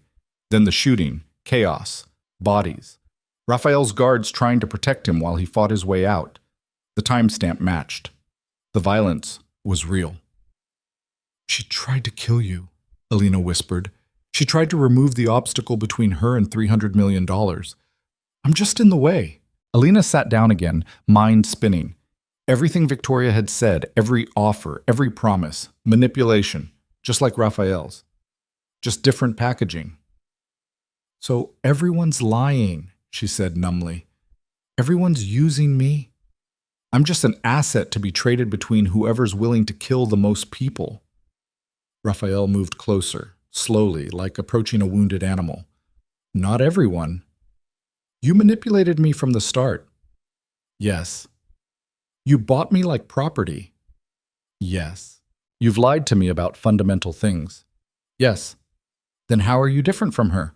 Raphael knelt in front of her, blood-stained and exhausted and brutally honest. "Because I'm not trying to convince you I'm something I'm not. I'm a monster, Alina. I've always been a monster. I manipulated you, used you, lied to you. All true. But I also meant every word I said about loving you. I also killed for you.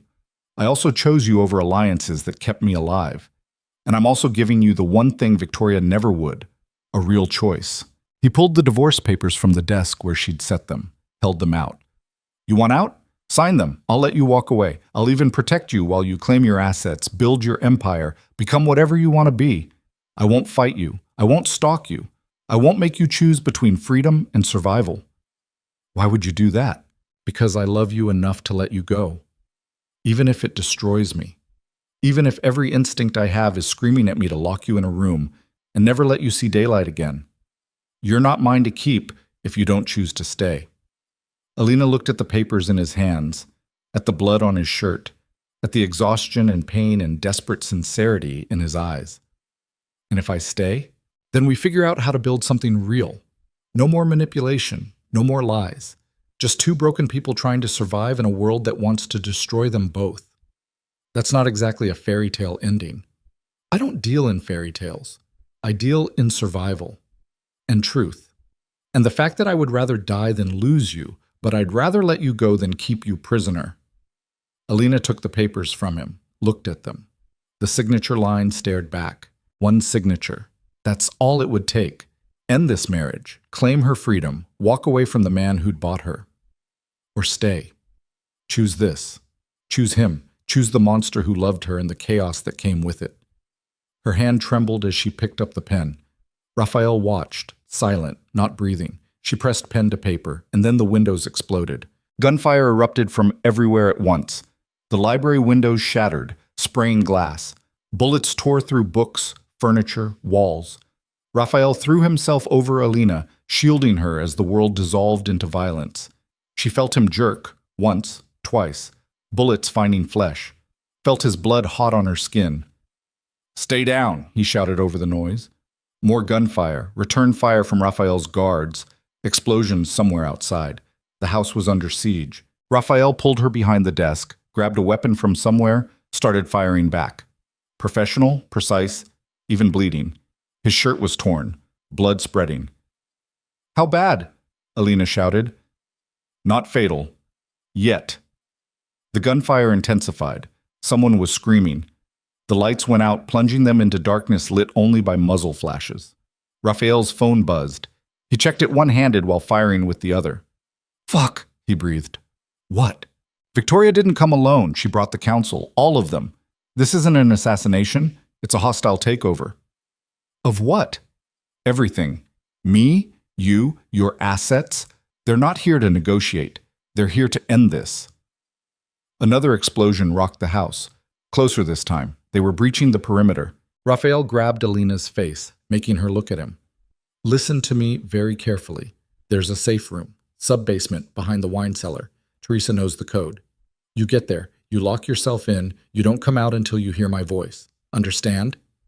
I'm not leaving you. You don't have a choice. If they get you, this is over. Everything, your assets, your freedom, your life. They'll use you to control me, then kill us both. Then we run, together. I can't run. I'm hit too many times, but you can. You have to. Raphael. He kissed her, hard and desperate and final. I love you. Whatever happens, I need you to know that was real. Then he shoved her toward the door. Teresa, he shouted. Teresa appeared, weapon in hand, face grim. South stairwell is still clear. Get her to the safe room. Don't stop for anything. Wait. Alina reached for him. Raphael caught her hand, squeezed once. If I don't make it, don't. Don't you dare. If I don't make it, take everything. Your father's empire, my assets, all of it. Build something better than we did. Promise me. Tears were streaming down her face. Promise me you'll make it. I'll try. Another explosion. The ceiling cracked. Teresa grabbed Alina's arm. We have to go. Now.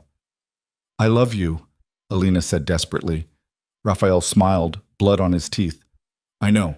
Then Teresa was dragging her away, down hallways filling with smoke, past guards fighting and dying, deeper into the house.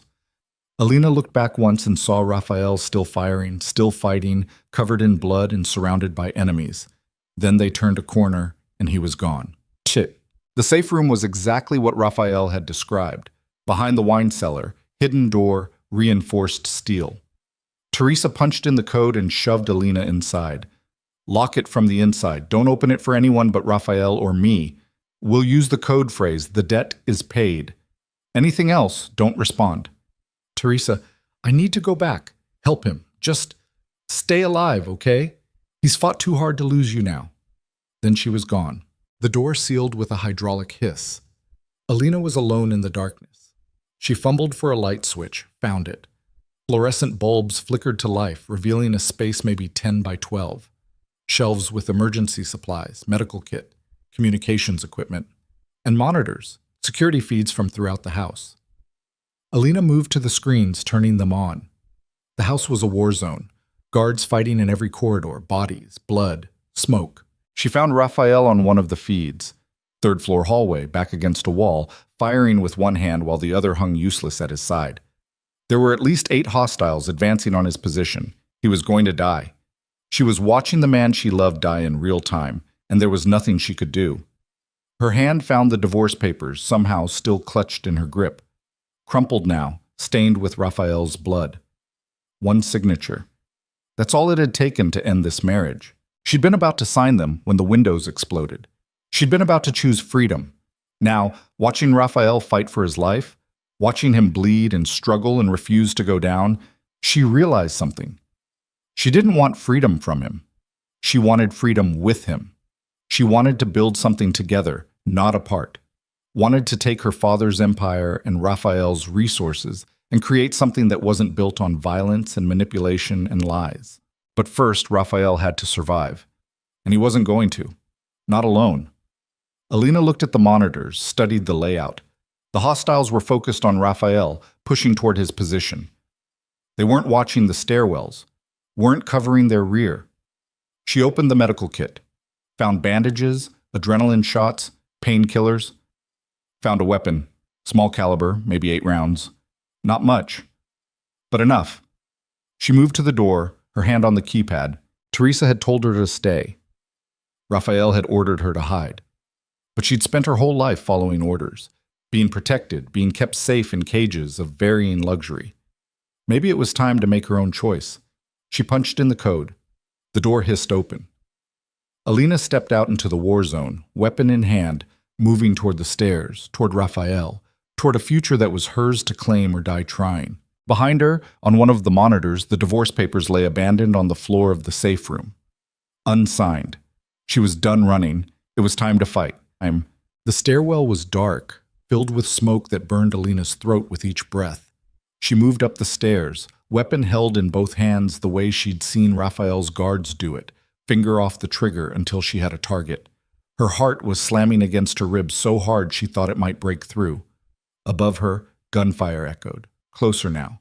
She could hear voices shouting orders, footsteps running, the wet sound of bodies hitting floors. She reached the third-floor landing and pressed herself against the wall, peering around the corner.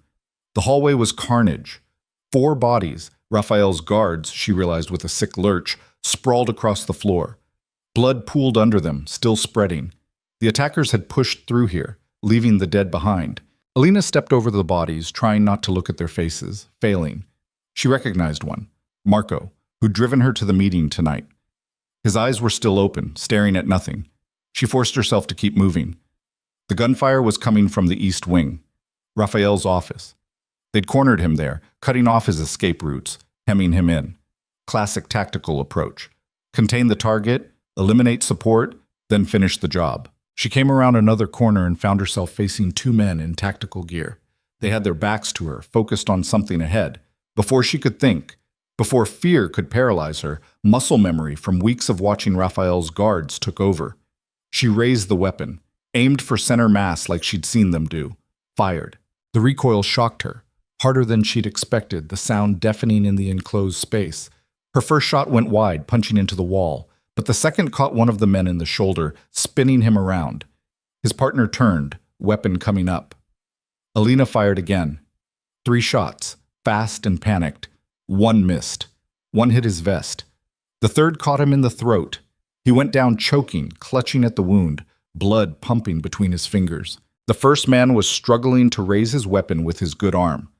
Alina shot him twice more. He dropped. She stood there, shaking, staring at what she'd done. 2 men. She'd killed 2 men.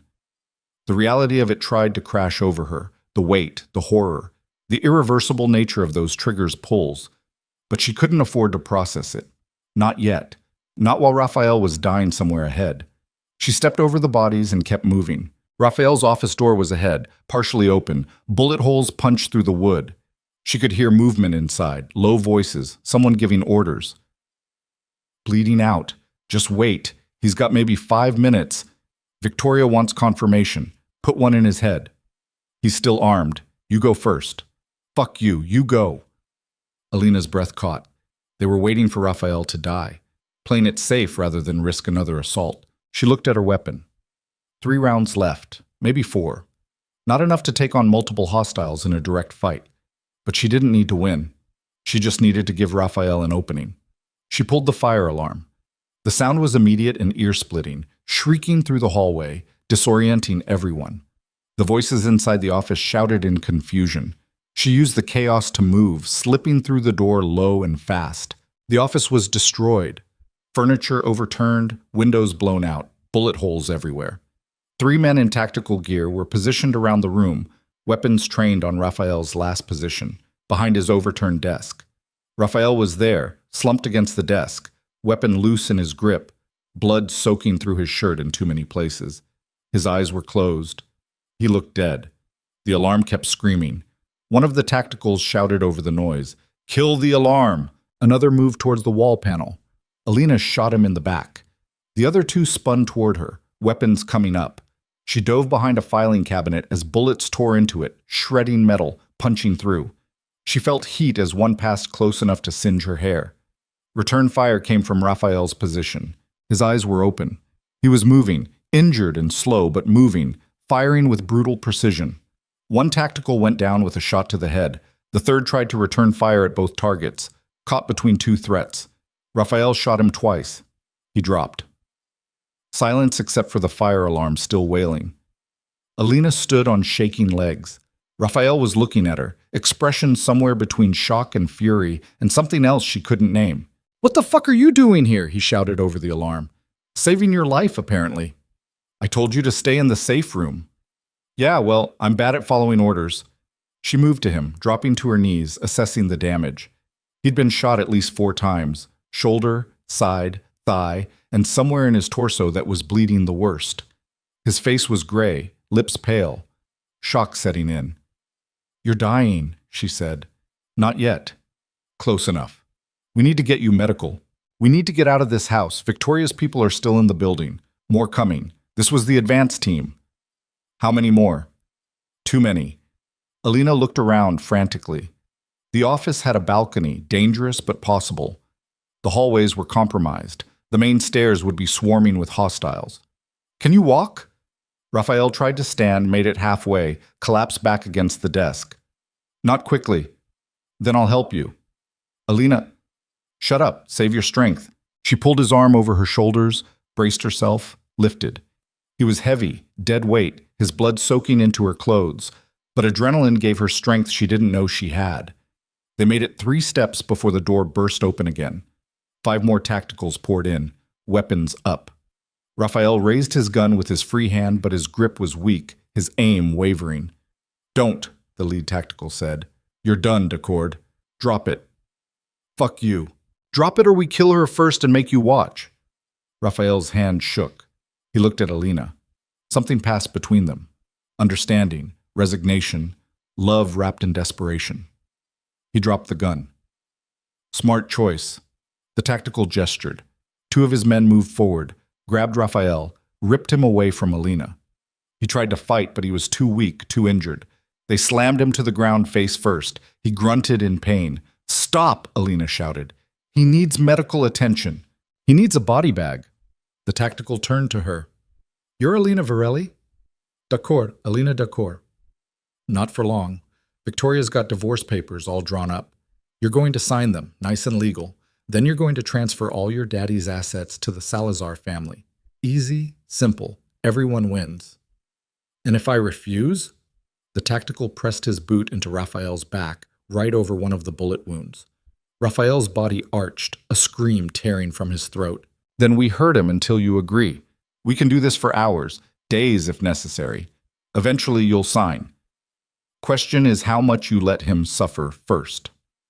Alina looked at Raphael on the floor, bleeding and broken and still trying to reach for a weapon he didn't have. Looked at the tacticals surrounding them, professional killers with no hesitation, no mercy. She'd killed 2 men getting here. 3 rounds left in her weapon, dropped somewhere behind the filing cabinet when she dove for cover. No way to fight, no way to run, no leverage, except one. "I'll sign," she said. Raphael's eyes snapped to her. "Alina, no. I'll sign everything, transfer all the assets, dissolve the marriage, whatever Victoria wants, on one condition." The tactical smiled. "You're not in a position to negotiate. I'm in the only position that matters. Those assets are mine. My signature, my choice. You can torture Raphael all you want, but legally, you need me compliant. Signing under duress makes the documents invalid. So here's my condition. You get Raphael medical attention, real medical attention. Keep him alive.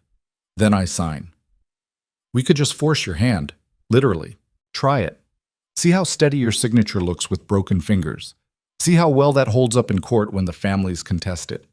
Because they will. You think Victoria's the only one who wants $300 million in assets?" The tactical's smile faded. He was considering it, weighing options. "Let me talk to Victoria," he said finally. He pulled out a phone, stepped away. Low conversation, too quiet to hear over the still shrieking fire alarm. One of the other tacticals finally shot out the alarm panel.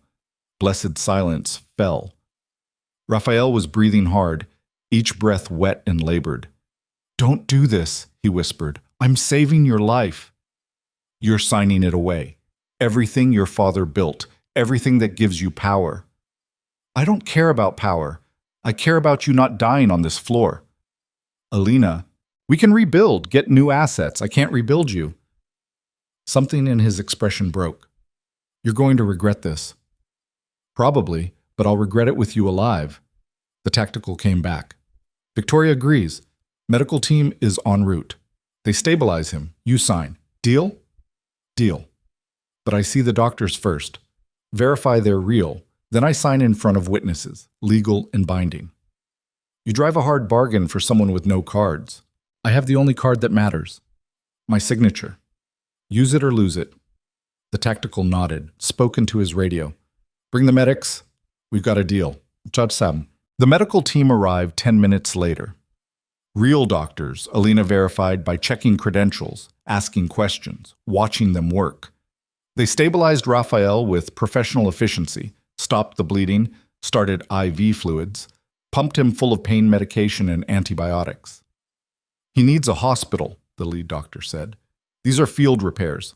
He's got internal bleeding, possible organ damage. Will he live through the next hour? The tactical asked. Probably. After that, no guarantees. Good enough. They loaded Raphael onto a stretcher. He was barely conscious, eyes unfocused, mumbling something Alina couldn't understand. She gripped his hand as they wheeled him out. Where are you taking him? Secure location. You'll see him after you sign. That wasn't the deal. Deals changed. You sign first, then you get your reunion. The tactical smiled. Insurance, Mrs. Decor. Can't have you changing your mind once he's safe. Alina wanted to scream, to fight, to shoot every one of these bastards. But Raphael's blood was still wet on her clothes, his life hanging by threads, and she had no leverage left. Fine. Let's get this over with. They took her to Raphael's office, or what was left of it. Someone had set up a folding table, brought in portable lights. Victoria Salazar sat there waiting, looking immaculate despite the firefight that had torn through the house.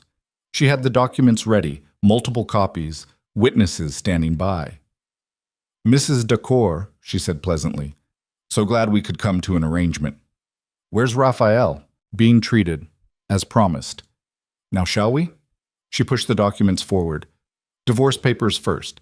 Sign here, here, and here. Then the asset transfers. It's quite a lot of paperwork, I'm afraid. Your father was very thorough. Alina sat down, picked up the pen, looked at the divorce papers, the same ones she'd been holding when the windows exploded, now reprinted, clean and official. She thought about Raphael's face when he'd offered to let her go. Thought about his blood on her hands, his body broken trying to protect her. Thought about the future she was signing away.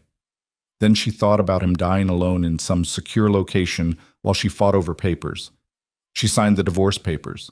Victoria witnessed them, smiling. Excellent. Now the assets. The asset transfers were more complex. Shell companies, offshore accounts, property holdings. Each one required her signature, her explicit consent to transfer ownership from Virelli Holdings to Salazar Enterprises. $300 million gone with ink on paper. She was halfway through when the lights went out. Not just in the office. The entire house plunged into darkness. Emergency lighting didn't kick in. Someone had killed the backup generators. Gunfire erupted from somewhere below, different rhythm than before, slower, more controlled, professional. Victoria stood up fast. What the hell? We're under attack, someone shouted from the hallway. By who? Decord's people are dead. Not Decord's people. The voice cut off in a wet gurgle. More gunfire. Closer. The tacticals in the office moved to defensive positions, weapons ready. Victoria grabbed Alina's arm. Keep signing. In the dark? There's a flashlight. The window behind them shattered. Not from bullets this time, from a person crashing through it. The figure rolled, came up firing. 2 tacticals went down before anyone could react. The third returned fire, but the shooter was faster, more precise. 3 seconds. 3 bodies. The shooter stood, and in the ambient light from the burning sections of the house, Alina recognized her. Teresa. Mrs. Decor, Teresa said calmly, gun still raised. We're leaving. Victoria had pulled her own weapon, had it pressed against Alina's head. She's not going anywhere. Then I shoot you and take her anyway. You shoot me, my finger twitches, she dies. Teresa's aim didn't waver. Your call, Miss Salazar, but understand, you're surrounded. Raphael's not dead. He's very much alive and very angry, and he's brought friends. As if on cue, explosions rocked the house. Systematic, controlled. Breaching charges taking out strategic points. More gunfire from every direction. That's impossible, Victoria said. You had a man bleeding out who let you think he was more injured than he was. While you were busy negotiating with Mrs. Decor, he was coordinating a counterattack. The medical team? His people. The secure location? His rally point. You played right into it. Alina's heart was pounding. Raphael's alive. Very. And he says to tell you, debt's paid. Come home. The code phrase. The one that meant it was really Teresa. Really safe. Victoria's grip tightened. She signed the papers. The assets are transferred. Under duress. Invalid. Any lawyer would tear those apart. Teresa took a step forward. Last chance, Miss Salazar. Let her go. We let you live. Keep her. And Raphael comes through that door, and you don't want that. He's injured. He's motivated. There's a difference. Footsteps in the hallway. Heavy, purposeful. Multiple people approaching. Victoria's gun shook slightly. Alina could feel the barrel against her temple, cold and lethal. One wrong move, and this ended badly. The door opened. Raphael stood there, supported by 2 guards, but standing, conscious, armed. He looked like death warmed over, pale, blood-stained, bandaged, but his eyes were clear and focused entirely on Victoria.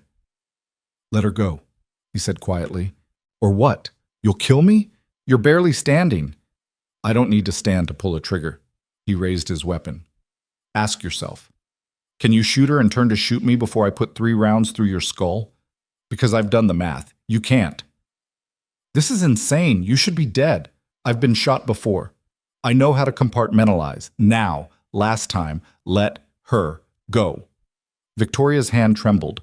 Alina could see her mind racing, calculating odds, looking for an exit that didn't exist. If I let her go, what's to stop you from killing me anyway? Nothing, Raphael said honestly, except that I'm tired, in pain, and more interested in getting my wife to safety than executing you. But that goodwill expires in about 10 seconds. She's not your wife anymore. She signed the papers. Under duress, they're void. Try again. The assets, also void. You've got nothing, Victoria, except a choice. Live or die. Choose fast. 5 seconds of tense silence. Then Victoria lowered the gun, stepped back, released Alina. Alina ran to Raphael. He caught her with one arm, the other still holding his weapon trained on Victoria. You okay? He asked. You're alive. Surprisingly, yes. Might have some questions about that later, but right now, he looked at Victoria. You've got 30 seconds to get out of my house. After that, my people have orders to shoot anyone who's not us. This isn't over. Yes, it is. You lost. Go.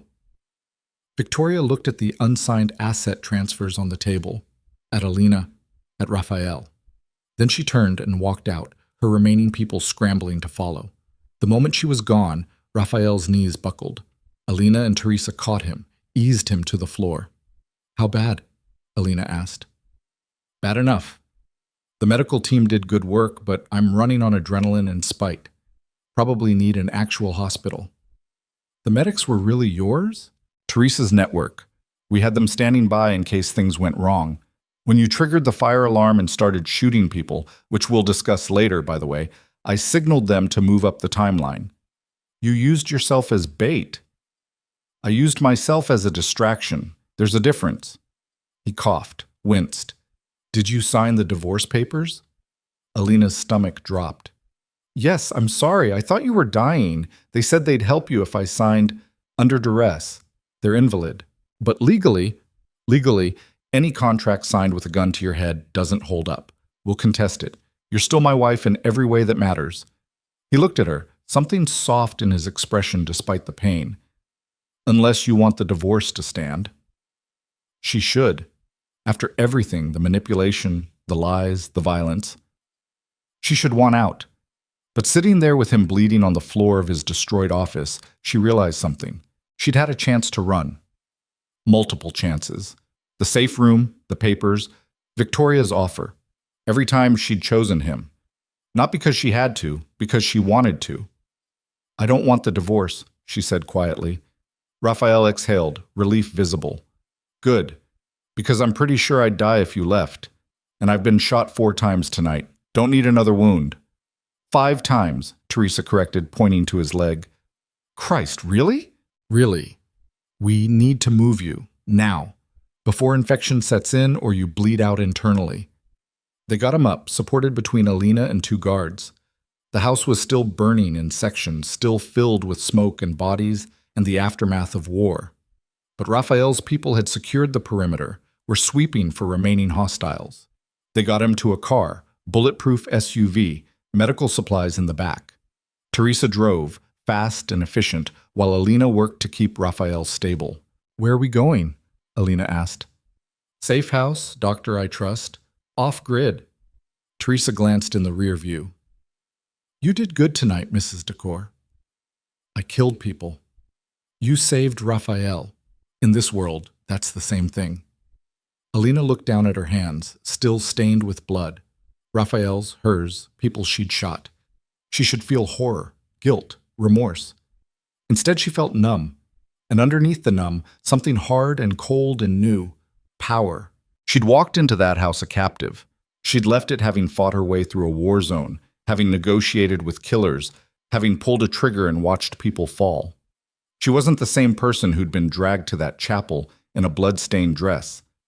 She wasn't sure what she was now. Raphael's hand found hers. "You're thinking too loud." "I'm processing. Process later. Right now, just breathe." She breathed. In and out, centering herself. "Raphael?" "Yeah." "When this is over, when you're healed and we've dealt with Victoria and the families and all of it, we're going to have a very long conversation about how we do this, how we build something that isn't just survival." "I know. I'm serious. No more manipulation, no more lies, no more using me as a chess piece." "Agreed. And I want a seat at the table, real power, real decisions. I'm not your appendage, I'm your partner." He looked at her, something fierce in his eyes despite the pain. "I know. You proved that tonight." "Good. Just so we're clear." Crystal. The SUV pulled into an underground garage.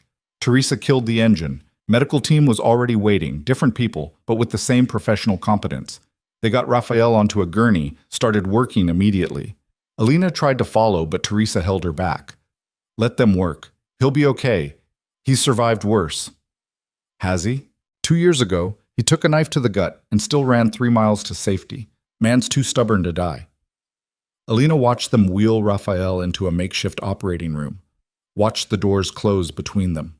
Then she sat down on the concrete floor of the garage, still wearing blood-soaked clothes, still shaking from adrenaline, and finally let herself feel it. The terror, the violence, the impossible choices.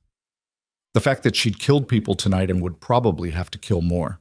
The fact that she'd chosen this, chosen him, chosen a life built on chaos and war and blood. Teresa sat beside her, didn't say anything, just sat there, silent support. "I don't know if I can do this," Alina whispered. "Do what?" "Live in this world, be this person, kill people and negotiate with monsters and smile while doing it. You did it tonight. Tonight was survival. What about tomorrow? Next week? Next year? How do I become someone who does this regularly and stay human?" Teresa was quiet for a moment. Then she said, "You find something worth protecting, something that makes the darkness bearable. For me, it was this house, these people. For you," she looked toward the operating room. "I think you've already found it." Alina followed her gaze. "He's worth this? All of it?" "That's something only you can answer." The operating room doors opened. A doctor emerged, pulling off bloody gloves. "He's stable.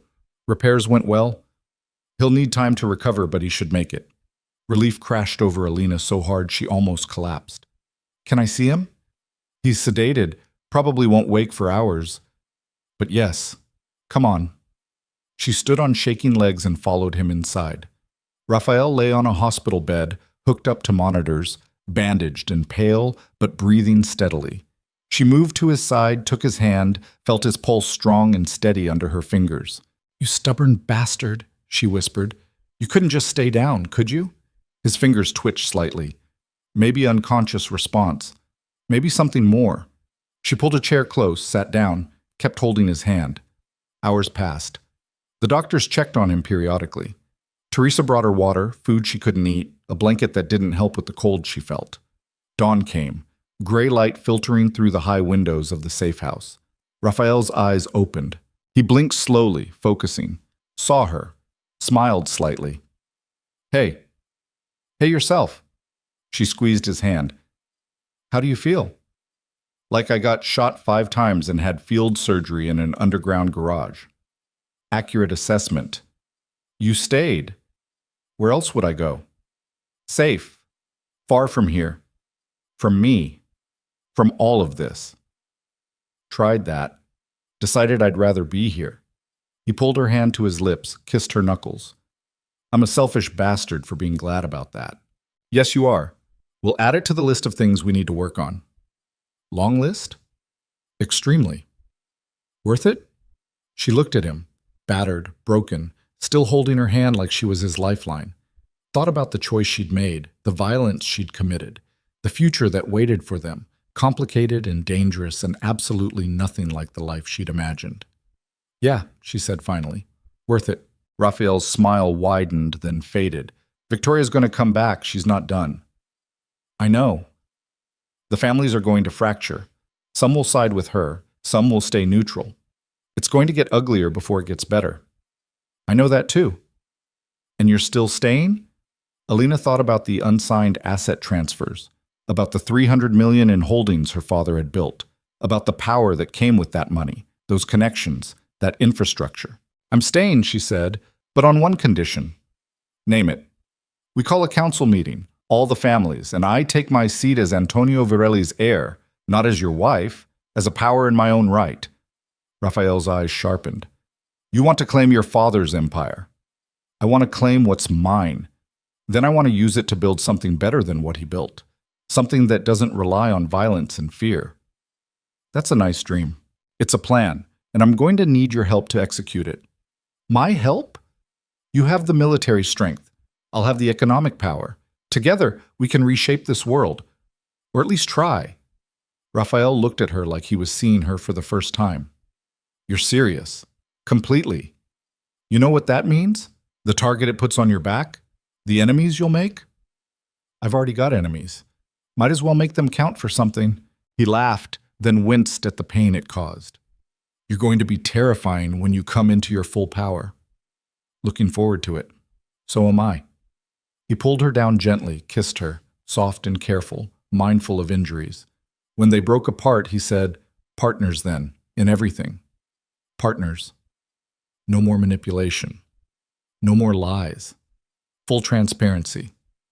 Complete honesty. Even when it hurts? Especially then. Raphael nodded. Okay. So in the spirit of honesty, Victoria's not going to accept this. She's going to fight. Hard. And it's going to get people killed. I know. Some of those people might be people you care about. People in this house. Teresa. The guards. Me. I know that too. And you're still willing to do this? Alina thought about it. Really thought about it. What she was signing up for. The violence, the danger, the constant threat. The person she'd have to become to survive. Then she thought about the alternative. Running, hiding, spending her life looking over her shoulder, knowing she'd abandoned the one person who'd ever made her feel alive. I'm willing, she said. Why?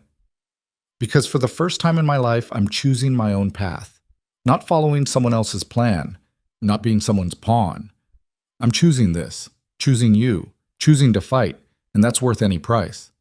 Raphael looked at her with something like awe. I don't deserve you. Probably not. But you're stuck with me anyway. Best thing that ever happened to me. Getting shot 5 times. Meeting you. She kissed him again, longer this time, deeper, pouring everything into it. The fear, the relief, the desperate love that had grown despite every logical reason to run. When they broke apart, she rested her forehead against his. So what now? She asked. Now we recover. Then we plan. Then we go to war. Just another Tuesday in our world. Our world. I like the sound of that. The doctor came in, started checking monitors. Mr. Decord, you need rest. Mrs. Decord, you should sleep too. You've been up for... He checked his watch. 36 hours. Alina looked at Raphael. Will you be okay? I'm not going anywhere. Go, sleep. When you wake up, we'll start planning how to take over the world. Modest goals. Always. She stood reluctantly, exhaustion finally catching up with her. Teresa appeared to guide her to a room, small, functional, but clean and safe. Alina collapsed onto the bed fully clothed, still wearing Raphael's blood, still feeling the weight of the weapon she'd fired, still seeing the faces of people she'd killed. But she also felt something else. Purpose. For the first time since her father died, since she'd been dragged to that chapel, since this nightmare began, she knew what she was fighting for. Not survival, not escape. Power. Partnership. A future she'd build with her own hands, stained as they were. She closed her eyes and slept dreamlessly. 3 days later, Alina stood in front of a mirror in a room that wasn't hers, wasn't Raphael's, wasn't anywhere she recognized. The woman looking back at her was a stranger. Dark suit, expensive but understated. Hair pulled back severe. Minimal makeup. Every inch the image of a woman who belonged in boardrooms and council meetings. No trace of the girl who'd been sold in a blood-stained wedding dress. Teresa stood behind her, making final adjustments. "You look ready," she said. "I don't feel ready." "No one ever does. You just pretend until it becomes real." Alina turned from the mirror. "The families are all here?" "All of them. Victoria's people, the neutrals, even the ones who stayed loyal to Raphael. Everyone wants to see what Antonio Varelli's daughter does next. No pressure. Mountains of it." Teresa's expression softened slightly. "You don't have to do this. Raphael would understand if you changed your mind." "Would he?" "No, but he'd pretend to." That surprised a laugh from Alina. "Honesty, I appreciate it." "You asked for it, can't take it back now." Alina looked at herself one more time, took a breath, centered herself the way she'd learned to do in the chaos of the last few days. "Okay, let's do this."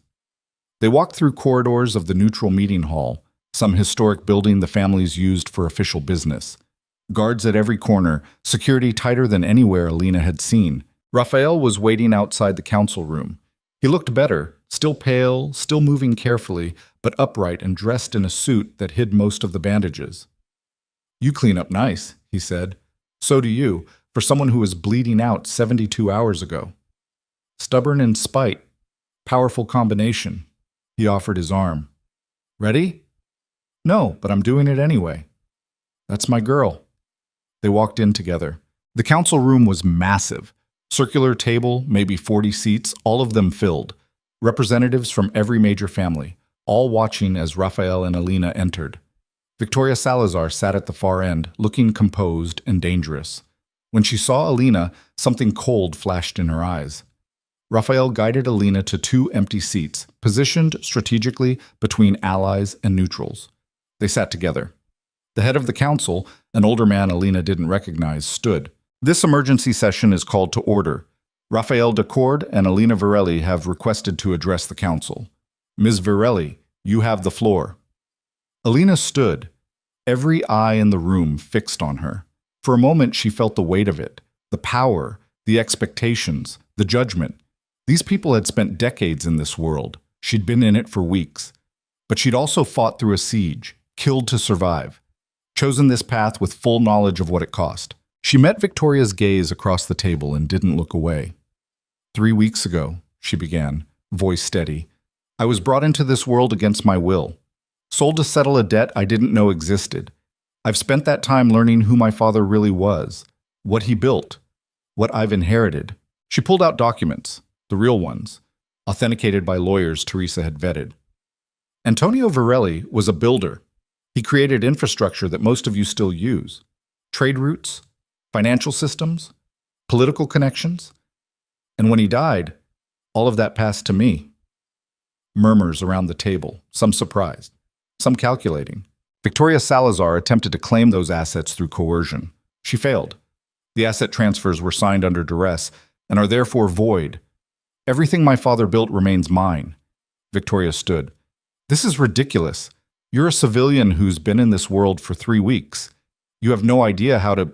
I killed 3 of your people getting to Raphael during the siege.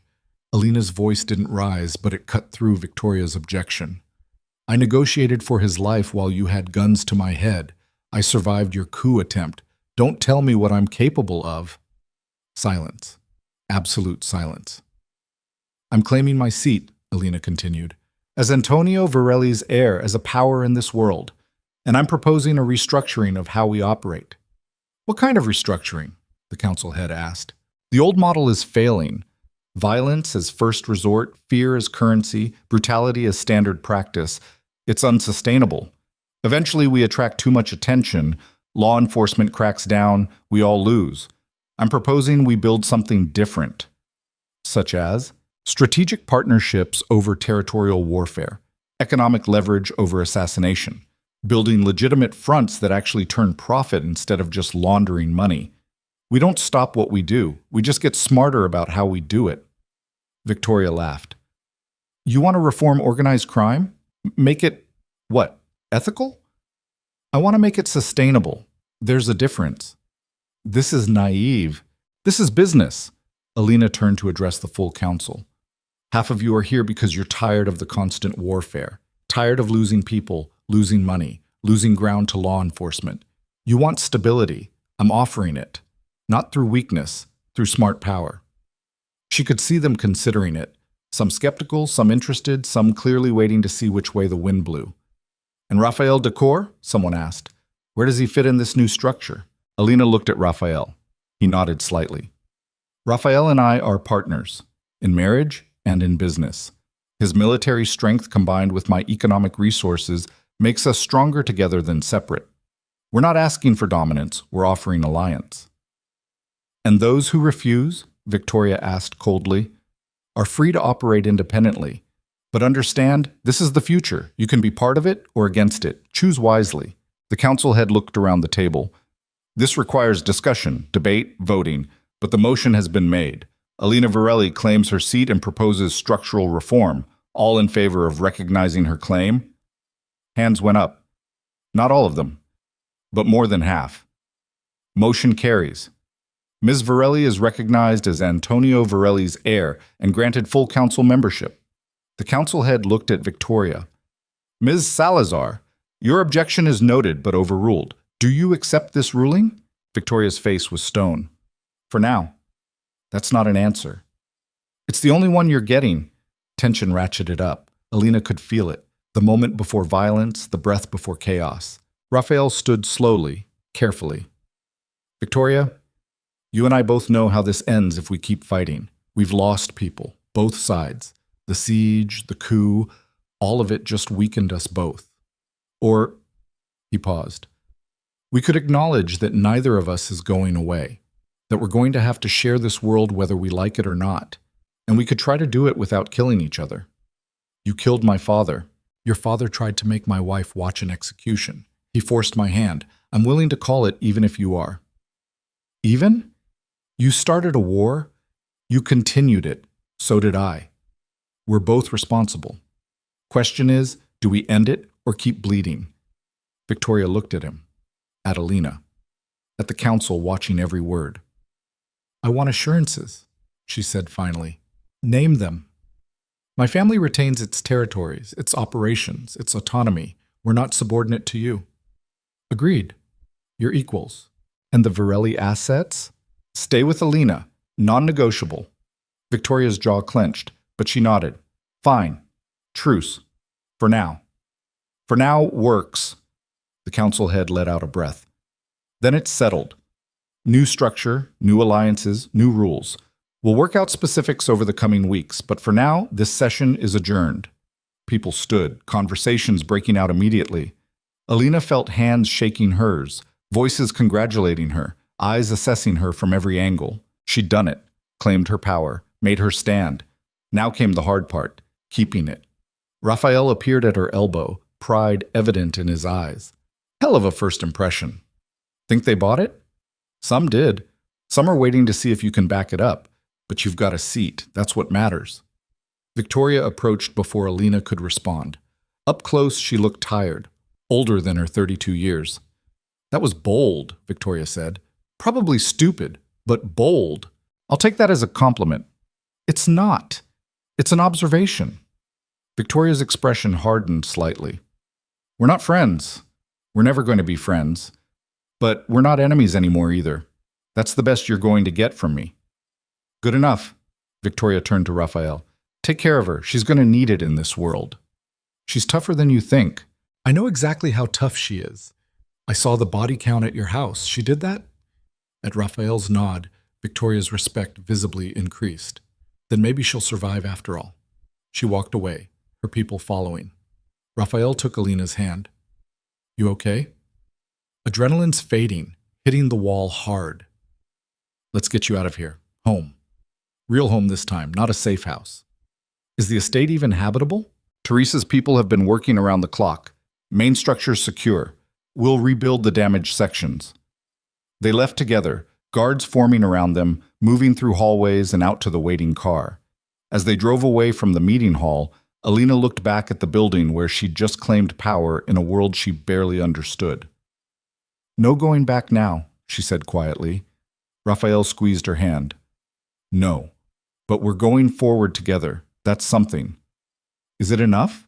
Ask me when we've survived the next attempt on our lives. Optimistic?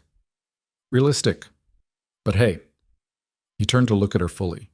We've made it this far, against all odds, through manipulation and violence and about 6 impossible situations. If we can survive that, we can survive anything. Alina leaned into him, careful of his injuries.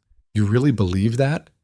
I have to, because the alternative, losing you, is something I couldn't survive. She closed her eyes, feeling the car move through the city, feeling Raphael's warmth beside her, feeling the weight of power she'd claimed settling onto her shoulders. Somewhere behind them, enemies were already planning their next move. Somewhere ahead, more violence waited. But right here, in this moment, she had him. She had her choice. She had her power, and she'd fight like hell to keep all 3. The car turned onto the road leading to the estate, through the gates, up the long drive, home. Whatever that meant now, whatever they'd make it mean. Together, the estate looked different in daylight. Scaffolding covered the damaged sections, construction crews working to repair what the siege had destroyed.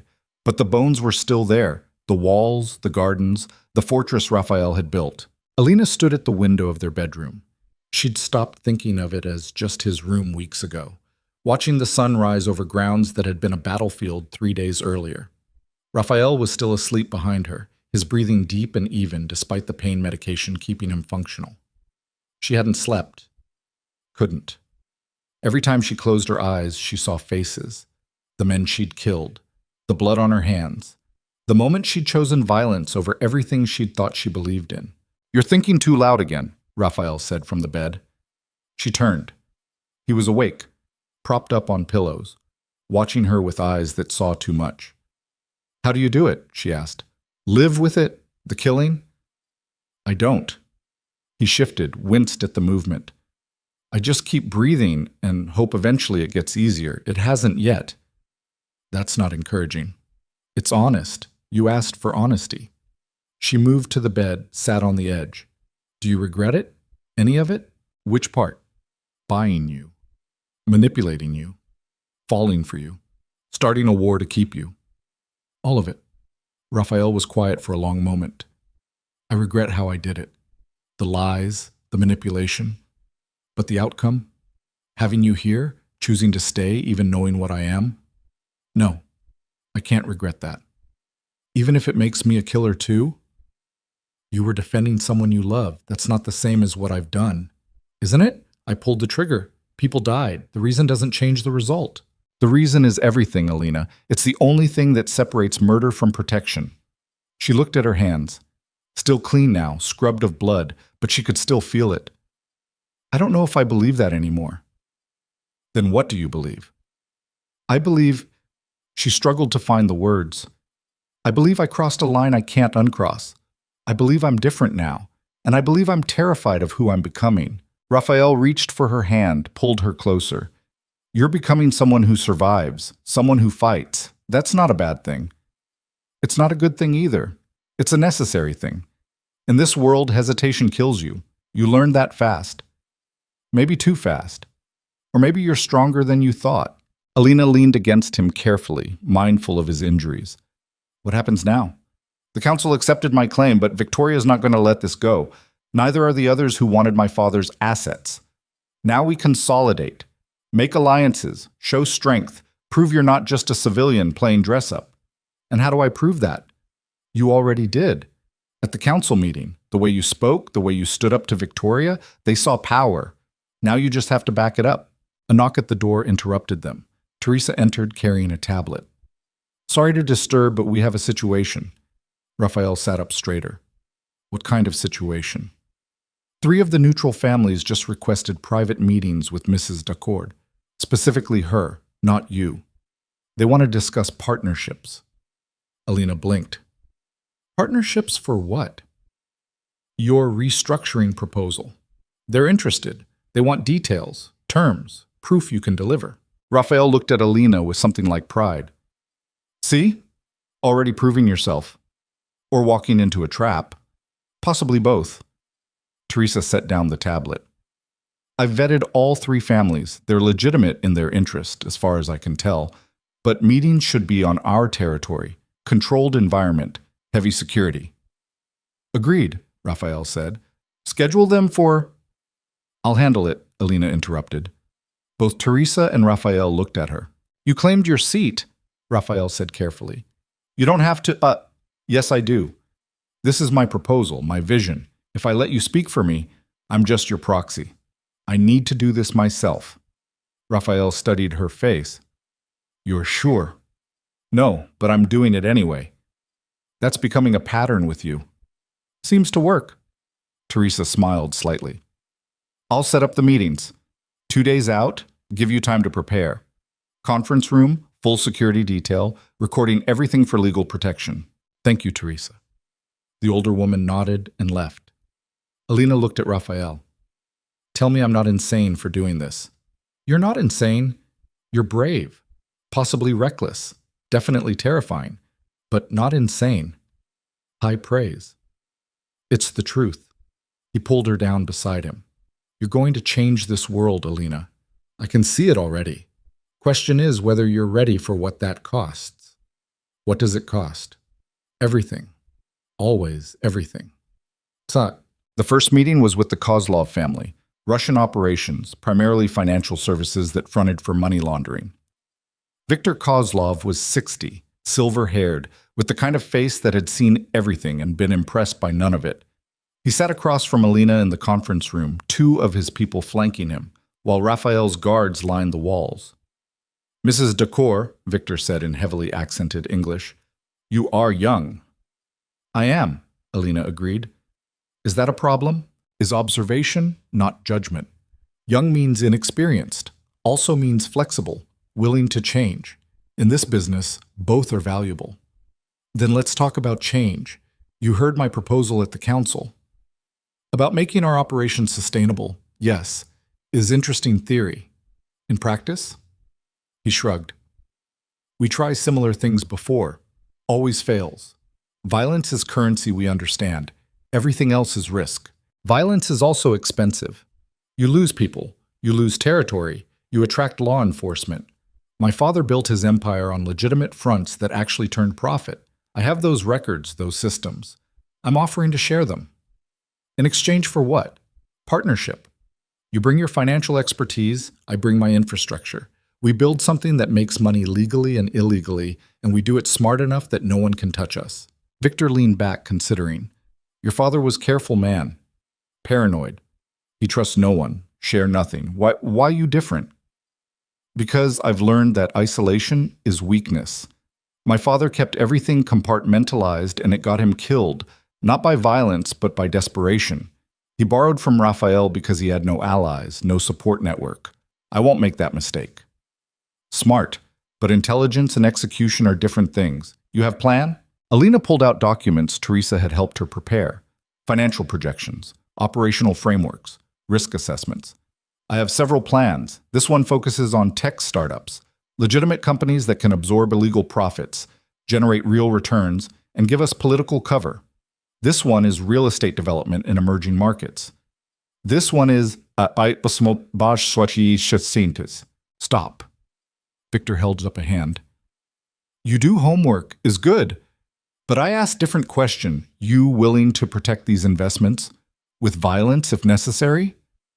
If necessary, yes. You say this, but you believe it? Because business we discuss, it attract enemies. People who want to take what we build. You kill to keep it? Alina thought about the men she'd shot during the siege, about the trigger pulls that still haunted her. I've already killed to protect what matters to me. Business assets are just another category. Something shifted in Victor's expression. Respect, maybe. Okay, I am interested. Give me 1 month to review your plans, verify numbers. If they check out, we talk partnership terms. Fair enough. Victor stood, extended his hand. Alina shook it. Firm grip, direct eye contact. You remind me of someone, Victor said. Woman I knew in Moscow, many years ago. She started with nothing. Built empire. Terrified everyone who underestimated her. You have same eyes. What happened to her? She got old, got smart, retired to countryside with enough money to buy small country. Rare happy ending in our world. He smiled slightly. Maybe you get same ending, maybe not, but you survive first year, I think you survive anything. He left with his people. Alina sat back down, releasing a breath she hadn't known she was holding. Raphael had been silent throughout, positioned in the corner where he could watch, but not interfere. Now he moved to her. Well done. I have no idea what I'm doing. You're doing fine. Victor's interested. That's huge. He's old guard, very traditional. If he's willing to consider change, others will follow. 2 more meetings to go. You'll handle them. She looked up at him. How do you know? Because I've watched you go from terrified captive to someone who commands rooms. You're a fast learner, and you're not afraid to bluff when necessary. Was I bluffing? About killing to protect business assets? Yes. You're not there yet, but you sold it convincingly enough that Victor believes you will be. That's what matters. Alina stood, moved to the window. Outside, construction crews were replacing glass, repairing walls, rebuilding. Raphael? Yeah? Do you think we can actually do this, build something different, or are we just rearranging deck chairs on a sinking ship? He came up behind her, wrapped his arms around her waist carefully. I think if anyone can do it, it's you. You see possibilities I never could. You believe change is possible. That's powerful. Belief doesn't stop bullets. No, but it gives you a reason to dodge them. She leaned back against him, feeling his warmth, his solidity. I'm scared. Good. Fear keeps you sharp. I'm also exhausted. Mentally, physically, emotionally, I feel like I've aged 10 years in 3 weeks. You probably have. This world does that to you. How do you not burn out? Raphael was quiet for a moment. I do. Regularly, I just hide it well, but having you here, it helps. Gives me something to fight for beyond territory and power. Reminds me there's more to existence than survival. Like what? Like this. Quiet moments. Honest conversations. Someone who sees all my darkness and chooses to stay anyway. Alina turned in his arms, careful of his injuries. I love you. I don't think I've said it enough, but I do. Completely. Terrifyingly. In ways that probably qualify as codependent. Raphael smiled. I love you too. Possessively. Obsessively. In ways that would horrify therapists everywhere. We're a mess. We're perfect for each other. She kissed him, soft and lingering, tasting safety and danger in equal measure. The moment broke when Teresa knocked again. Second meeting in 10 minutes. The Chen family. Give us 5, Raphael called back. Alina straightened her suit, checked her reflection in the window. The woman looking back was composed, professional, showing none of the fear churning underneath. Ready? Raphael asked. No, but that's never stopped me before, de surprise. The second and third meetings went similarly. Cautious interest, careful questions, requests for time to evaluate. By the end of the day, Alina had 3 potential partnerships pending and a headache that felt like her skull was splitting. She retreated to the library, seeking the quiet and the familiar. Raphael had meetings of his own, damage control from the siege, alliance maintenance, the endless work of keeping his empire running. She was deep in financial projections when the door opened. Victoria Salazar walked in. Alina was on her feet immediately, hand moving to the weapon Teresa had insisted she carry now. How did you get in here? I called ahead. Raphael cleared it. Relax. Victoria raised her hands, showing she was unarmed. I'm here to talk, not fight. We talked at the council. We performed at the council. This is different. This is off the record. Alina didn't lower her guard. Say what you came to say. Victoria moved to the window, looked out at the grounds. My father was a monster. I know that. I'm not here to defend him, but he was also my father, and you, through Raphael, took him from me. He tried to force me to watch an execution. I know. I read the reports, watched the footage. Victoria turned to face her. I'm not saying you're wrong. I'm saying it still hurts. And I wanted you to know that. To understand that this truce, this peace, it's not because I forgive you. It's because continuing the war hurts worse than swallowing my pride. Alina studied her. Why tell me this? Because you're new to this world. You still think in terms of right and wrong, good and evil. But most of us are just trying to survive while minimizing the body count. My father crossed lines. Raphael crossed lines. You're going to cross lines. Understanding that now before you're too deep to turn back, that's a gift. Doesn't feel like a gift. It's not supposed to feel good. It's supposed to be true. Victoria moved toward the door, then paused. One more thing. Your restructuring proposal? The sustainable operations, the legitimate fronts? It's smart. Smarter than anything I've seen in years, but it's also threatening to people who've built their power on chaos. Watch your back. Some of the families won't wait to see if it works. They'll try to eliminate you first. Is that a warning or a threat? A warning. Believe it or not, I respect what you're trying to do. I don't think it'll work. This world is too broken for reform. But I respect the attempt. Just don't be surprised when people you think are allies turn out to be enemies. In this business, loyalty is conditional, always. She left before Alina could respond. Alina stood there processing the conversation, feeling the weight of it settle on her shoulders. Victoria was right about one thing. She was new to this world, still learning its rules, its rhythms, its ruthless pragmatism, but she was also right about something else. Lines would be crossed, were already being crossed. The question was how many until she became indistinguishable from the monsters she was trying to reform. Raphael found her there an hour later, still standing by the window, lost in thought. Teresa said Victoria was here. She was. Came to warn me, I think, or maybe threaten me. Hard to tell the difference. What did she say? Alina repeated the conversation. Raphael listened, expression darkening. She's right, he said finally. About people coming for you. About loyalty being conditional. This world doesn't reward idealism. Then why let me try? Because you might succeed where everyone else failed. Because you're stubborn enough to push through when it gets hard. Because, he moved to her, tilted her chin up. Because watching you try to build something better makes me want to be someone worthy of that vision. You're already worthy. I'm really not. But I'm trying, for you. She kissed him, putting everything into it. The fear, the hope, the desperate need to believe they could actually pull this off. When they broke apart, Raphael said, I have something for you. He pulled a small box from his pocket. Not the key to her room this time, something else. Inside was a ring. Simple platinum band, no stones, just clean lines and weight. I know we're already married, Raphael said. Legally, transactionally, all of it. But that was me buying you. This is me asking, will you marry me again? For real this time. No debts? No contracts? Just choice. Alina stared at the ring. Raphael, you don't have to answer now. Take your time. Think about it. But I wanted you to know everything we've built, everything we're trying to build, I want it to be because we both chose it, not because I forced your hand. She took the ring from the box, held it up to the light. It caught the sunset coming through the windows, glinting gold and silver simultaneously.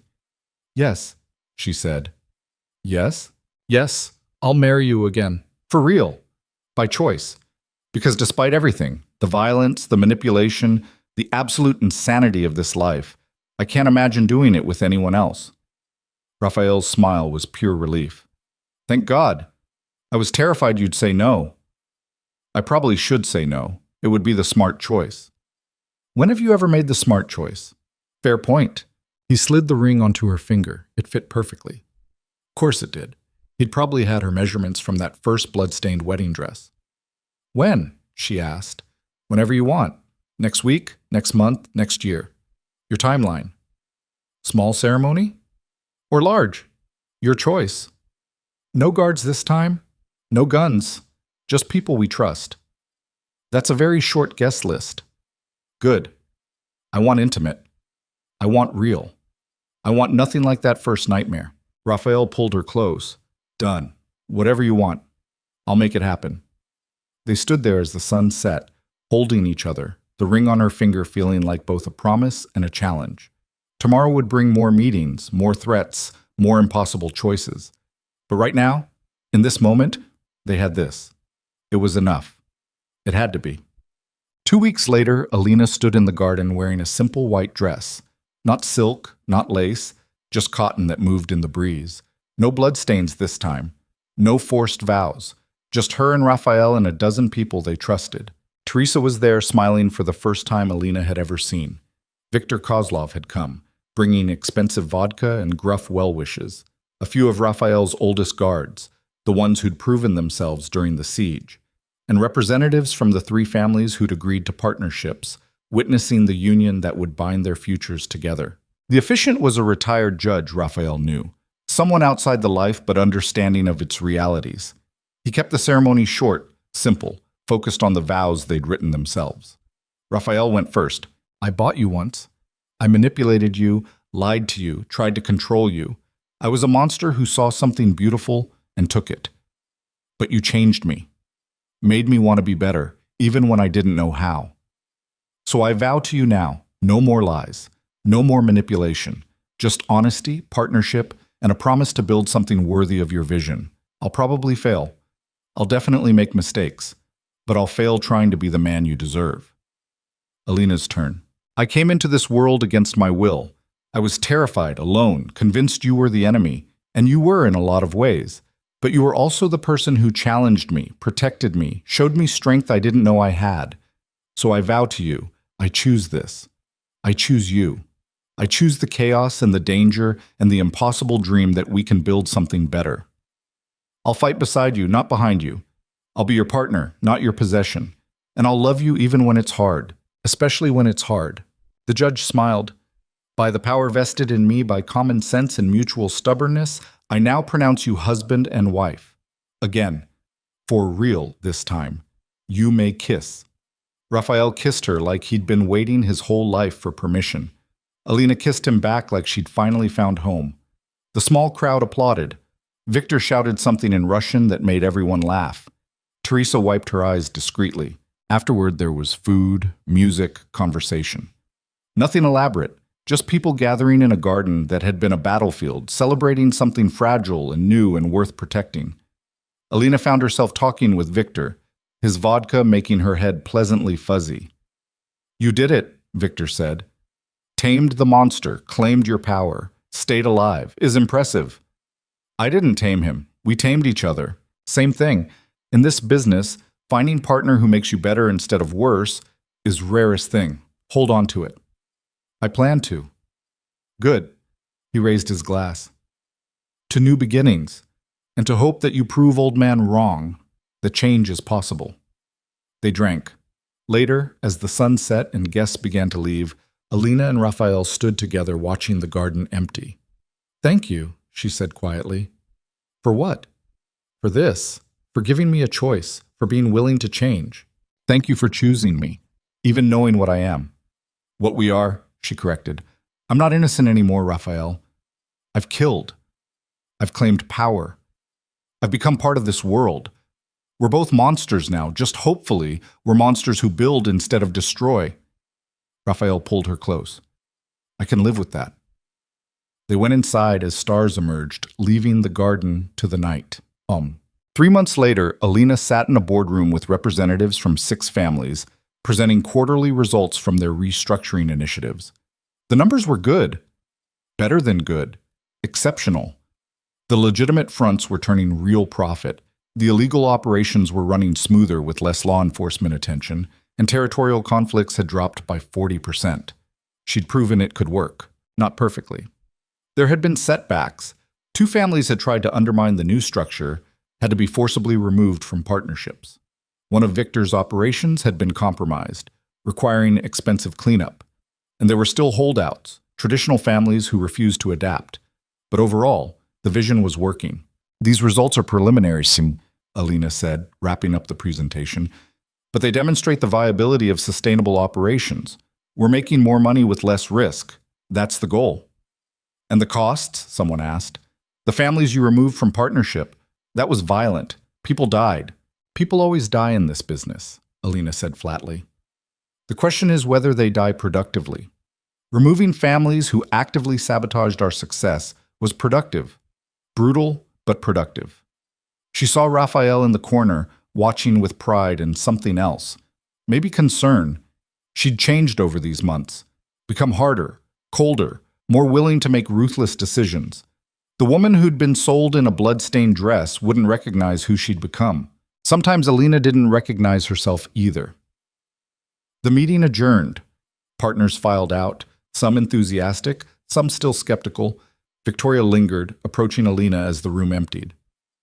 "You've proven me wrong," Victoria said. "I didn't think this would work. I'm impressed. High praise from you. Don't let it go to your head. You're still new, still learning. One major crisis and this all could collapse." Always the optimist. Always the realist. Victoria's expression shifted, became something almost genuine. "For what it's worth, I'm glad you survived. This world needs people who still believe change is possible, even if they're wrong. And if we're right, then you'll have accomplished what no one else could, and I'll be first in line to say I underestimated you." Victoria extended her hand. "Until next time, Mrs. Decor." Alina shook it. "Until next time." Victoria left. Raphael approached, wrapping an arm around Alina's waist. "Hell of a presentation. Think they believed it?" "Think they're starting to. You've made believers out of the hardest skeptics. That's not easy." Alina leaned into him. "I'm exhausted. This is harder than I thought it would be." "Want to stop?" "No. But I want to acknowledge that it costs something. Every meeting, every decision, every compromise, pieces of who I was disappear.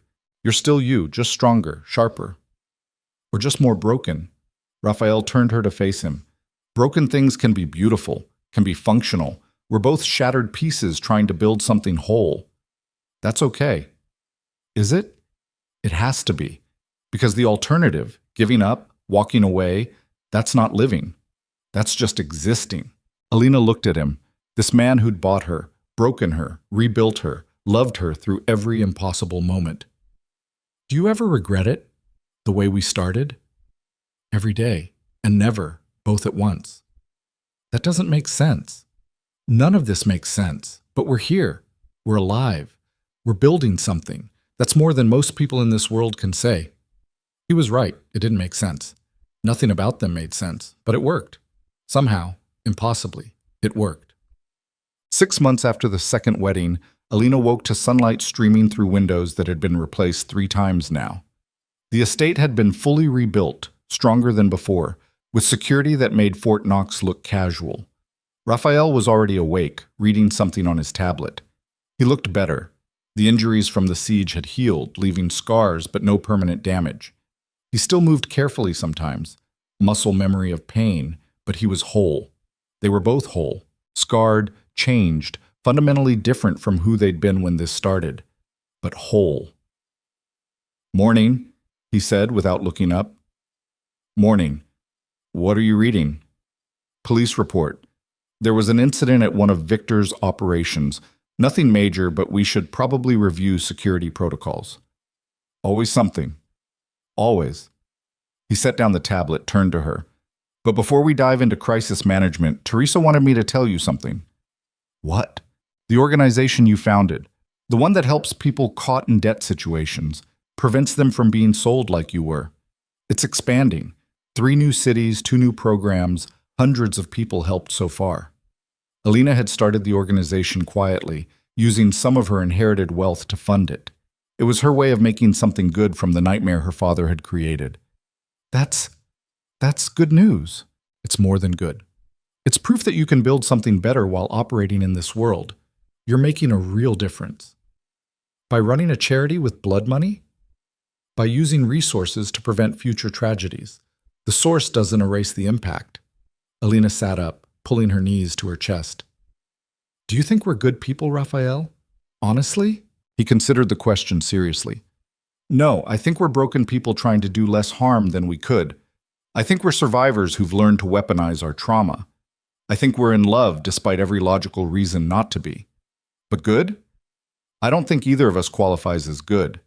That's depressing. That's honest. You asked for honesty. I did. She looked at him, at the scars visible on his chest where his shirt hung open, at the face she'd memorized in 1,000 moments.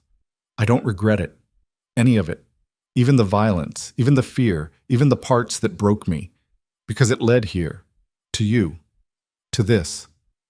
To a life built on organized crime and strategic violence. To a life built on choice, on partnership, on the kind of love that survives when everything else burns.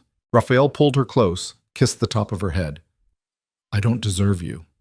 We've established that multiple times. Move on. He laughed. Actually laughed. Rare and genuine. What do you want to do today? Something normal, something that has nothing to do with business or violence or power. Normal is a tall order in our world. Then something close to normal, a walk in the garden, lunch without bodyguards, an hour where we're just two people who love each other. I can do that. They spent the day exactly as Alina had requested, walking through gardens that were finally healed from the battle, eating lunch prepared by staff who'd become friends rather than servants, reading in the library, feet tangled together on the couch, comfortable silence stretching between them. For one day, they were just Alina and Raphael, not decored empire builders, not reformed criminals, not survivors of violence, just two people who'd found each other in the wreckage and decided to stay. As evening fell, they stood on the balcony of their bedroom, watching the sun set over the grounds. I want to tell you something, Alina said. Sounds ominous. Not ominous, just true. She took a breath. When I was dragged to that chapel 3 weeks after my father's funeral, I wanted to die. I prayed for it, begged for some escape, some way out that didn't involve living through whatever nightmare waited. And then I met you, and it was worse than I imagined. You were everything I feared, powerful, ruthless, absolutely in control. This isn't sounding like a compliment, but somewhere in that nightmare, something shifted. You showed me strength, challenged me, made me realize I could be more than a victim. And even though you did it through manipulation and force, even though your methods were horrible, the result was I found myself. Found power I didn't know I had. Found love I never expected. She turned to face him fully. So I want to say thank you for being a monster who showed me how to be a monster too. For buying me and then setting me free to choose you. For building a cage so beautiful I wanted to stay. For loving me in the only way you knew how, even when it was wrong. Raphael's eyes were bright with something that might have been tears. That's the most fucked up thank you I've ever received. We're the most fucked up love story ever written. True. He pulled her close. And I wouldn't change a single thing. Not even the manipulation? Okay, maybe that. But the outcome? Never. They stood there as the sun dipped below the horizon, painting the sky in shades of fire and ash, holding each other in the space they'd carved from violence and will. Below them, the estate grounds stretched out, rebuilt, reinforced, ready for whatever came next. Because something always came next in their world. More threats, more challenges, more impossible choices. But they'd face it together. Two broken people who'd built something whole from the shards of who they'd been. Two monsters who'd chosen to build instead of destroy. Two souls who'd found each other in the darkness and decided to make their own light. It wasn't a fairy tale ending. It wasn't redemption or salvation or any of the pretty lies people told themselves about love conquering all. It was survival, partnership, the brutal honesty of two people who knew exactly what they were and chose each other anyway. And in a world built on violence and fear, that was the closest thing to happily ever after they were ever going to get. It was enough. More than enough. It was everything. Saw it. 1 year after the blood-stained wedding dress, Alina stood in front of a mirror in a room that was finally, completely hers. The woman looking back was a stranger from who she'd been. Harder, sharper, carved from experience and choice. But her eyes were clear. Her hands were steady. She was wearing a dress, not white, not blood-stained, just a simple black sheath for the gala they were hosting tonight. A fundraiser for her organization, attended by legitimate business people who had no idea their host was one of the most powerful figures in organized crime. Raphael appeared behind her in the mirror, adjusting his tie. "Ready?" he asked. "As I'll ever be." "You'll be brilliant. You always are." She turned to face him. "Raphael?" "Yeah?" "If you could go back to that moment when my father came to you desperate for money, would you still do it? Would you still buy me?" He didn't hesitate. "Yes. Even knowing how much it would hurt me. Even knowing how much it would hurt us both. Because the alternative, a world where I never met you, never knew you, never loved you, that's worse than any pain we went through getting here." Alina kissed him softly. "You're still a monster. And you're still the only person who makes me want to be better.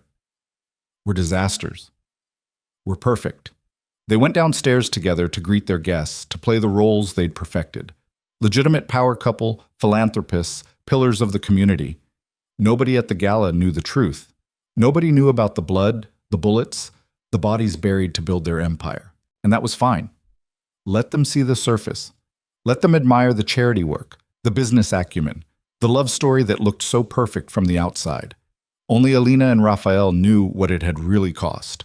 What they'd sacrificed, what they'd become, what they'd chosen. And they'd chosen each other, every day, through every impossible moment. That was the real story, not the violence or the manipulation or the forced marriage, but the choice that came after.